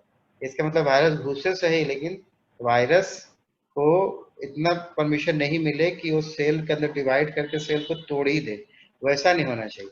तभी इसको बोलते हैं नॉन परमिसिव सेल्स। अगर सेल को जो तोड़ ही देगा, लाइसिस ही कर देगा, तो फिर ट्रांसफॉर्मेशन किस में होगा? इसीलिए परमिसिव सेल्स में कभी नहीं होंगे। कब होगा? जब भी होगा नॉन परमिसिव सेल्स में।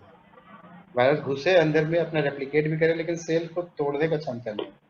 तो क्या बोलते थे लोग, लेंट्रोजेनिक फेज ना, उसमें चला जाए, लाइटिक फेज में नहीं रहना चाहिए। लाइटिक फेज में होगा तो सेल ही मर जाएंगे, तो फिर मैलिग्नेंसी नहीं। प्लस जब भी वायरस अंदर डिवाइड करता है ना, तो मशीनरी को यूज करता है वो सेल का और प्रोटीन्स बनाता है। डीएनए मतलब वायरसेस यूज करते हैं होस्ट सेल्स के मशीनरी को और प्रोटीन्स बनाते हैं अपने लिए। तो उसमें अर्ली प्रोटीन्स भी होते हैं, लेट प्रोटीन्स भी होता है। तो याद रखिएगा, ट्रांसफॉर्मेशन जो कॉज करता है सेल में, उसमें सिर्फ अर्ली प्रोटीन्स का रोल होता है, लेट प्रोटीन्स के नहीं होते। ऑब्जेक्टिव में आ चुका है, ठीक है। ऐसे early proteins which have the capacity to interrupt late viral genes, late proteins को बनाने नहीं देगा, यानी कंप्लीट परमिसिव नहीं होना चाहिए, नहीं तो सेल ही टूट जाएगा। ये अर्ली प्रोटीन्स इंटरप्ट कर देते हैं लेट वायरल जीन्स को, यानी पूरी तरह से वायरल का फॉर्मेशन नहीं हो पाएगा। कुछ इंपॉर्टेंट डीएनए वायरस है, जैसे पैपिलोमा वायरस है, जिसमें papilloma virus, polyoma virus, SV40, herpes virus है। याद रखिएगा, papilloma virus, herpes virus, adeno virus, pox virus, hepadna virus. इसमें हर्पीज वायरस आप जानते हो, AMD मैरिज डिजीज इंपॉर्टेंट है हम लोग के लिए, वेटनरियन के लिए। और हेपेटिना वायरस में जैसे ह्यूमन में हेपेटाइटिस बी वायरस होता है, ये उनके लिए इंपॉर्टेंट है। इस पूरे में एक ये पैपिलोमा या पैपिलोमा याद रखो, मैरिज डिजीज याद रखो, और ये हेपेटिना वायरस याद रखो। ये सब डीएनए वायरसेस है। उसके बाद आरएनए वाला, आरएनए में थोड़ा सा ज्यादा है कहानी। आरएनए वायरसेस में 3 सेट ऑफ जीन होता है, पढ़े होंगे आप, गैग, पोल, इन। इन किसके लिए है? For envelope glycoprotein. वायरस का जो ग्लाइकोप्रोटीन एनवेलप वाला होता है, उसके लिए रिस्पॉन्सिबल होता है ये जीन। पोल है ऐसा जीन जो पोलिमरेज एंजाइम बनाता है या इंटीग्रेज एंजाइम बनाता है, जिसे रिवर्स ट्रांसक्रिप्शन में मदद मिलता है। गैग जीन क्या है? ये भी प्रोटीन बनाते हैं, लेकिन ये सरफेस वाला प्रोटीन नहीं बनाता, ये इनर वाला प्रोटीन बनाता है। अंदर में जो प्रोटीन आता है ये एनवेलप वाला सरफेस ग्लाइकोप्रोटीन, ये प्रोटीन इनर कोर प्रोटीन है, और ये रिवर्स ट्रांसक्रिप्टेज के लिए इंपॉर्टेंट है। तो किसी भी आरएनए वायरस में ये 3 सेट ऑफ जीन्स होने चाहिए। प्लस आरएनए वायरस 2 तरीके से एक्ट करता है, एक रैपिड है, एक स्लो। स्लो वाले को हम लोग इंसर्शनल मेटाजेनेसिस बोलते हैं, स्लो वाले को इंसर्शनल मेटाजेनेसिस बोलते हैं। इसलिए बोलते हैं कि इनके पास कोई वी ऑन्कोजीन टाइप का नहीं है, ये इनका जो म्यूटाजेनेसिस होता है that is due to insertion, एक खास जगह पे जाकर इंसर्ट होता है, इसीलिए बोलते हैं इंसर्शनल म्यूटाजेनेसिस। लेकिन जो एक्यूट या रैपिडली वाला है, इसके पास वी ऑन्कोजीन्स होता है, वायरल ऑन्कोजीन, ठीक है। और ये वायरल ऑन्कोजीन्स हमेशा रेप्लिकेशन डिफेक्टिव मेल पे, व्हाट्सएप पे आपको भेजाएगी सबको। तो मैं आपसे कह रहा था कि जो एक्यूट ट्रांसफॉर्मिंग आरएनए वायरस है, उसके पास वी ऑन्कोजीन्स होता है, ठीक है, वी ऑन्कोजीन्स, ये इंपॉर्टेंट है। स्लो ट्रांसफॉर्मिंग वायरस के पास इंसर्शनल म्यूटाजेनेसिस, इसके बाद कोई वी ऑन्कोजेनेसिस नहीं होता। इसमें याद रखिएगा रैपिडली वाला में ये हमेशा replication defective except Rous sarcoma virus, ये भी आया है एग्जाम में। ये Rous sarcoma virus, acute transforming RNA virus is always replication defective except Raus sarcoma virus, ठीक है, ये इंपॉर्टेंट है। Raus sarcoma virus is the only rapidly transforming virus that is not defective, that is not replication defective, और ये acute वाला हमेशा polyclonal होता है, और स्लो वाला जो ट्यूमर होते हैं आरएनए से वो मोनोक्लोनल होता है, ठीक है। कुछ एग्जांपल्स है आरएनए के एक्यूट ट्रांसफॉर्मिंग वायरस का, Rouse sarcoma virus, leukaemia virus. तो एक्यूट वाला में यह सबसे इंपॉर्टेंट है राउस सार्कोमा वायरस,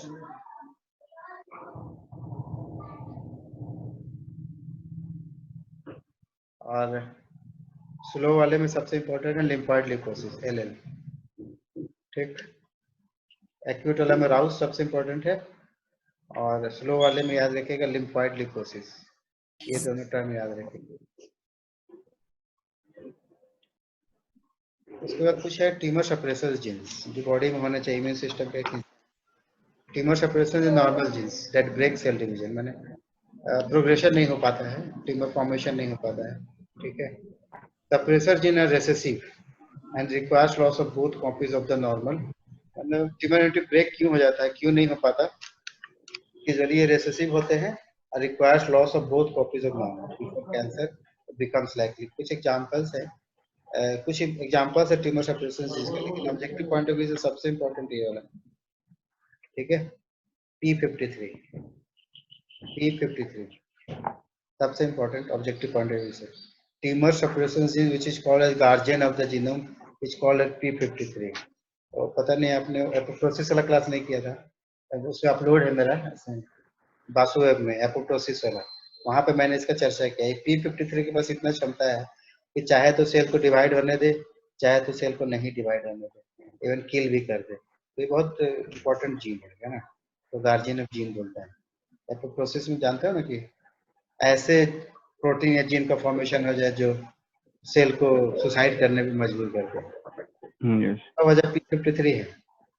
तो ये बहुत इंपॉर्टेंट है। कुछ अदर ट्यूमर सप्रेशन जीन्स है, तो ऐसे ही थोड़ा सा नाम है, बस ज्यादा डिटेल नहीं करना है। NF1, 2, BHL, APC, BRCA1, WT1, कहीं इत्तेफाक से आ जाए तो आ जाए, लेकिन यूजी में इतना डिटेल नहीं पूछता। अब इस स्प्रेड वाले में है तो बहुत सारी बातें, लेकिन जो सबसे इम्पोर्टेंट याद रखना है आपको कि जो लिम्फेटिक स्प्रेड होता है, ठीक है, जो लिम्फ से फैलता है या फिर जो ब्लड से फैलता है, फैलता है बहुत तरीके से, मैं उतना बातें नहीं कर रहा, लेकिन जो लिम्फ से फैलता है उसमें यूजुअली कौन होते हैं, कार्सिनोमा। याद रखिए जितने भी कार्सिनोमाज हैं, ठीक है, मतलब एपिथेलियल टिश्यू वाले जो मैलिग्नेंट ट्यूमर्स हैं, तो किसको प्रेफर करता है, लिम्फ वेसल्स को। और जो सार्कोमाज होते हैं यानी नॉन एपिथेलियल टिश्यू का जो मैलिग्नेंट टिश्यू, मैलिग्नेंट सेल्स हैं, वो सब ब्लड वेसल से जाना चाहता है, ठीक। कार्सिनोमा किसको करेगा, लिम्फ वेसल्स को। सार्कोमा किसको करेगा, ब्लड वेसल्स को। ये इंपॉर्टेंट, ठीक, इसको याद रखिए। और ये भी बात है कि जिसे ब्लड वेसल सस्पेक्ट कर रहा है तो यूजुअली आर्टरी से नहीं करेगा, वेन से करेगा। क्यों करेगा, क्योंकि ये जो न्यूप्लास्टिक टिश्यू होता है ना, मैं आपसे ये कह रहा था ना कि वो डी डिफ्रेंशिएट हो जाता है, तो डिफ्रेंशिएटेड सेल्स पास काम करे, सब तरह का काम नहीं करे। जैसे आपका पिट्यूटरी ग्लैंड जो है वो बनाएगा ग्रोथ हार्मोन ना, आपका थायराइड थोड़ी बनाने लगेगा, आपकी स्किन के सेल्स थोड़ी बनाने लगेगा, उसी का काम है। लेकिन जब डी डिफ्रेंशिएशन हो जाता है तो उल्टे पुल्टे काम होने लगते हैं। कोई भी सेल्स इंसुलिन बनाने लगेगा, कोई भी सेल्स ग्रोथ हार्मोन बनाने लगेगा, कुछ भी करने लगेगा, ठीक है। तो यूजुअली क्या होता है कि जो कैंसरस सेल्स होता है उसमें इलास्टेज एंजाइम फॉर्मेशन नहीं होता, इलास्टेज एंजाइम फॉर्मेशन नहीं होते। आप जानते हो कि आर्टरी में होता है इलास्टिक फाइबर्स, होता है ना, तो जब इलास्टिक फाइबर है और आपके पास इलास्टेज नहीं है, इसका मतलब आर्टरी को ब्रेक डाउन नहीं कर पाएंगे, आर्टरी में नहीं घुस पाएंगे। और वेन्स में चूंकि इलास्टिक फाइबर्स नहीं होते इसलिए घुस जाता है। तो जब भी ब्लड वेसल्स जाएगा ना, मेटास्टेसिस होगा या इन्वेजन होगा, तो वेन के थ्रू ही होगा, आर्टरी के थ्रू नहीं होगा, क्योंकि इलास्टेज एंजाइम का प्रॉपर्टी कैंसर सेल्स में नहीं होता। कोलाजेनेज होंगे लेकिन इलास्टेज नहीं होगा, इलास्टिक फाइबर्स को नहीं तोड़ पाएगा, ठीक है। तो ये याद रखिएगा। उसके भी जरूरी जो मैंने कहा, carcinoma, lymph vessels, sarcoma, blood vessels. फिर इसमें भी बहुत सारी बातें हैं, मैं इतना डिटेल नहीं करूंगा, लेकिन इसमें जो डायग्नोसिस ऑफ न्यूप्लाज्म में कुछ बायोमार्कर्स होते हैं जिसको देख के आप बता सकते हो कि ऐसा इस पर ट्यूमर हो सकता है, इस इंसान में ट्यूमर हो सकता है। तो जैसे मैं कह रहा था कि ट्यूमर चला जाता है एम्ब्रियोनिक स्टेज में, तो एक एम्ब्रियो जो तरह की चीज एक्सप्रेस कर रहा होगा, जो तरह की चीज बना रहा होगा, एक एडल्ट में आफ्टर बर्थ में वो चीजें नहीं दिखना चाहिए, लेकिन अगर दिखने लगा मतलब आपका शरीर एम्ब्रियोनिक में चला गया, ठीक है। ये कंफर्मेटरी ना सही, लेकिन ट्यूमर स्पेसिफिक ना सही, ट्यूमर एसोसिएटेड तो है, ठीक है। तो ये दो इंपॉर्टेंट है उसमें, एम्ब्रियोनिक एंटीजेंस और अल्फा फीटोप्रोटीन। कार्सिनोजेनिक इसको बोलते हैं शॉर्ट में CEA, कार्सिनोजेनिक एम्ब्रियोनिक एंटीजन और अल्फा फीटोप्रोटीन। देखो जो एंटीजेंस होते हैं ना ट्यूमर केस में, दो तरह के होते हैं, पता नहीं मैंने लिखा है कि नहीं। नहीं लिखा, ठीक है। तो दो तरह का होता है एंटीजन, एक होता है ट्यूमर एसोसिएटेड एंटीजन, एक होता है ट्यूमर स्पेसिफिक एंटीजन। तो ट्यूमर स्पेसिफिक एंटीजन सिर्फ उस सेल्स में दिखेगा जिसमें ट्यूमर हो गया, इसीलिए स्पेसिफिक बोलते हैं। और ट्यूमर एसोसिएटेड यानी TAA ऐसे एंटीजन है जो ट्यूमर सेल्स में भी दिखते हैं और नॉर्मल सेल्स में दिखते हैं। तो एक सजेस्टिव हो सकता है ट्यूमर एसोसिएटेड वाले, लेकिन ट्यूमर स्पेसिफिक वाले एकदम कंफर्मेटरी होते हैं। तो ये एग्जांपल वैसे CEA अल्फा पेटोप्रोटीन ये बायोकेमिकल मार्कर्स हैं, और TAA है ट्यूमर एसोसिएटेड एंटीजेंस है। और भी तरीके हैं डायग्नोसिस के, जैसे histological, exploratory, cytological, PCR, FIS, वैसे जानने का है। और ऑब्जेक्टिव पॉइंट ऑफ व्यू से जिस समय तक आपको पता हो जाए कि मेरा ट्यूमर डेवलप हो गया है, आप सोचते हो इसका इलाज डायग्नोसिस के लिए, उस समय तक ट्यूमर्स आर हेट्रोजेनस। शुरू में हीमोजेनस होता है, शुरू में समय के साथ साथ हेट्रोजीनस हो जाता है और मल्टीपल सेल लाइंस हो जाते हैं, different types of cells heterogeneous हो जाता है। और इफेक्ट क्या होगा, तो इफेक्ट बहुत होंगे, बहुत तरह के इफेक्ट होगा, लेकिन जो ऑब्जेक्टिव पॉइंट ऑफ व्यू से कैकेक्सिया, कहीं भी कैंसर होगा तो शरीर धीरे धीरे एमेसिएटेड होगा, हाइट बाउंड होगा, एकदम कमजोर हो जाएगा, तो कैकेक्सिया हो जाएगा। क्योंकि मेजर ऑफ योर न्यूट्रिएंट्स और ऑक्सीजन और डेवलपिंग सेल्स जो आपका पैरासाइट की तरह काम कर रहा है। ट्यूमर क्या है, पैरासाइट है जो आपका नहीं है, फिर भी आपका खाना पीना खा रहा, बड़ा हो रहा मजे में, तो आपका शरीर का हिस्सा, मेजर हिस्सा खाना पीना ले रहा है, तो बॉडी कमजोर होकर चला जाता है, कैकेक्सिया। दूसरा चीज ये मैं जो आपसे कह रहा था, पैरानियोप्लास्टिक सिंड्रोम, मतलब ट्यूमर कहीं हुआ, चेंजेस कुछ और दिखेंगे। जैसे मैं कह रहा था इंसुलिन फॉर्मेशन करने लगेगा आपके किडनी के ही सेल्स, आपके पता चला कि जो ग्रोथ हार्मोन का सिक्रेशन होना था दूसरे जगह पे होने लगा। तो ट्यूमर आप देख रहे हो थायराइड में है और चेंजेस आ रहा है ग्रोथ हार्मोन वाले।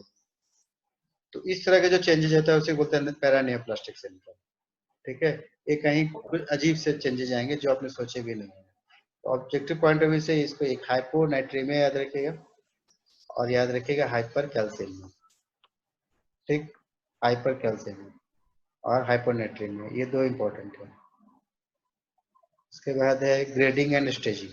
तो ग्रेडिंग क्या है कि ग्रेडिंग को जो हम लोग यूजुअली यूज करते हैं, हम लोग उसमें TNM सिस्टम यूज करते हैं। ये TNM क्या है, T for primary tumour, N for lymph nodes और M फॉर मेटास्टेसिस। तो जैसे T0 लिखते हैं या T1 या T2 लिखते हैं, N0 N1 या N2 लिखते हैं, उसी तरह से M0 M1 M2 लिखते हैं। जब भी 0 लगा दोगे मतलब कि नहीं है। जैसे T0 आपने लिखा माने प्राइमरी ट्यूमर है ही नहीं, T1 आपने लिख दिया माने है प्राइमरी ट्यूमर है, बहुत बड़ा नहीं है। T2 लिख दिया आपने तो ट्यूमर है और बड़ा है, एकदम स्पष्ट है। N0 लिख दिया मैंने कि लिम्फ नोड इन्वॉल्व नहीं हुआ है, आसपास के लिम्फ नोड इन्वॉल्व नहीं है। N1 लिख दिया आपने तो जो एडजेसेंट लिम्फ नोड्स है उस तक पहुंच गया है मेटास्टेसिस। N2 लिख दिया आपने तो दूर दूर वाले लिम्फ नोड्स में भी मेटास्टेसिस का साइन दिख रहा है, ठीक है, इन्वॉल्व हो गया है, तो उसको हम लोग बोलते हैं N2। उसी तरीके से M0 मैंने मेटास्टेसिस नहीं हुआ है, M1 सराउंडिंग में मेटास्टेसिस हो गया है, M2 डिस्टेंट ऑर्गन में मेटास्टेसिस हो गया है। इसके आधार पर हम लोग ग्रेडिंग कर लेते हैं, और ग्रेडिंग 1 to 4 होता है, 1 2 3 4। 1 वाला सबसे अच्छा है, मतलब खराब में अच्छा है, और 4th वाला सबसे ज्यादा खतरनाक है, इंक्रीजिंग मेटाप्लेसिया, ठीक है। जितना ज्यादा होगा वैसे इसको ग्रेडिंग कर लेते हैं। फिर स्टेजिंग भी होता है, depending on the histopathological picture, कितना खतरनाक हो गया, कितना फैला है, वो तो ग्रेडिंग हो गया, लेकिन ये कितना खतरनाक है, कितना डिफरेंशिएटेड है, कितना एनाप्लेसिया दिख रहा है, उस हिसाब से फिर इसको स्टेजिंग कर लेते हैं हम लोग, ठीक है। कुछ ऐसे ऑब्जेक्टिव के लिए हमने लिख रखा है, पॉलिप्स, सर्कॉइड्स, ये सब फाइबर टिश्यू का है ट्यूमर है। पॉलिप्स भी फाइबर के लिए है, सर्कॉइड भी फाइबर के लिए, इसलिए फाइब्रोमा बोलते हैं। फिर मैं आपको बता रहा था सेमिनोमा, लगा हुआ है ओमा, लेकिन ये बिनाइन नहीं है, ये मैलिग्नेंट है सेमिनोमा, malignant. इसलिए थोड़ा सा इंपॉर्टेंट है। नोवेस्की साहब ने काम किया था वेनेरियल ग्रेनुलोमा पे, कैनाइन ट्रांसमिसिबल वेनेरियल ट्यूमर, जानते ही होंगे वेनेरियल ग्रेनुलोमा। ये सब 59 क्रोमोसोम्स होते हैं, होना चाहिए 78। तो ये ऑब्जेक्टिव पॉइंट ऑफ व्यू से थोड़ा VT वाला में इंपॉर्टेंट है। ये ह्यूमन के केस में है, वैसे RS cells, Reed Sternberg cells, Hodgkin's disease human में होता है, उसमें दिखता है। बेसल सेल कार्सिनोमा को ही बोलते हैं रोडेंट अल्सर, क्योंकि इसमें अल्सरेशन होता है, ब्लीडिंग होता है, लगातार ब्लीडिंग होता है अल्सर की तरह, जैसे चूहे ने कुतर दिया हो वैसा दिखता है। तो किस केस में होता है? Basal cell carcinoma. ठीक है। पेपिलोमा क्या है? स्ट्रेटिफाइड स्क्वामस एपिथेलियल सेल्स का बिनाइन ट्यूमर। ये छोटे छोटे बातें हैं, सब जानते हैं हम लोग। और स्क्वामस सेल कार्सिनोमा ये मैलिग्नेंट है। स्ट्रेटिफाइड स्क्वामस सेल्स का ही मैलिग्नेंट ट्यूमर हो गया तो स्क्वामस सेल हो गया, और नहीं तो ये पेपिलोमा हो। ठीक है। हॉर्न कैंसर एग्जाम्पल है squamous cell carcinoma. Horn cancer, horn cancer में हमेशा एपिथेलियल पोल्स या सेल नेस्ट दिखता है ड्यू टू क्रेटोहाइलाइजेशन ऑफ, उसमें पोल्स की तरह अपीयरेंस आता है। एक पूरा लाल दिखेगा, फिर उसके ऊपर एक लाल दिखेगा, फिर एक लाल दिखेगा, तो वैसे पर्ल लाइक अपीयरेंस हो जाता है उसी हॉर्न कैंसर वाले केस में। Fibroma for fibrous tissue, lipoma for fat cells, leiomyoma for smooth muscle cells, और रैप्डोमायोमा फॉर स्केलेटल मसल्स। ये दोनों ही मसल सेल्स के लिए है। लायोमा स्मूथ मसल्स के लिए, रैप्डोमायोमा स्ट्रेटेड मसल्स के लिए, यानी स्केलेटल मसल्स के लिए। बस इतना ही है आज के लिए। ठीक है। Yes. वाला हो गया आपका जनरल पैथोलॉजी। मुझे जितना लगा जरूर मैंने रख दिया है। अगली बार मिलेंगे तो सिस्टमिक वाला शुरू करेंगे। सब टर्म से इंट्रोड्यूस कराते जाऊंगा आपको, डिटेल तो नहीं करना है। हर एक टर्म जो आते हैं सिस्टमिक पैथोलॉजी में उन सबको रिमेम्बर करा दूंगा आपको, सबको रिवाइज करा दूंगा। ठीक है।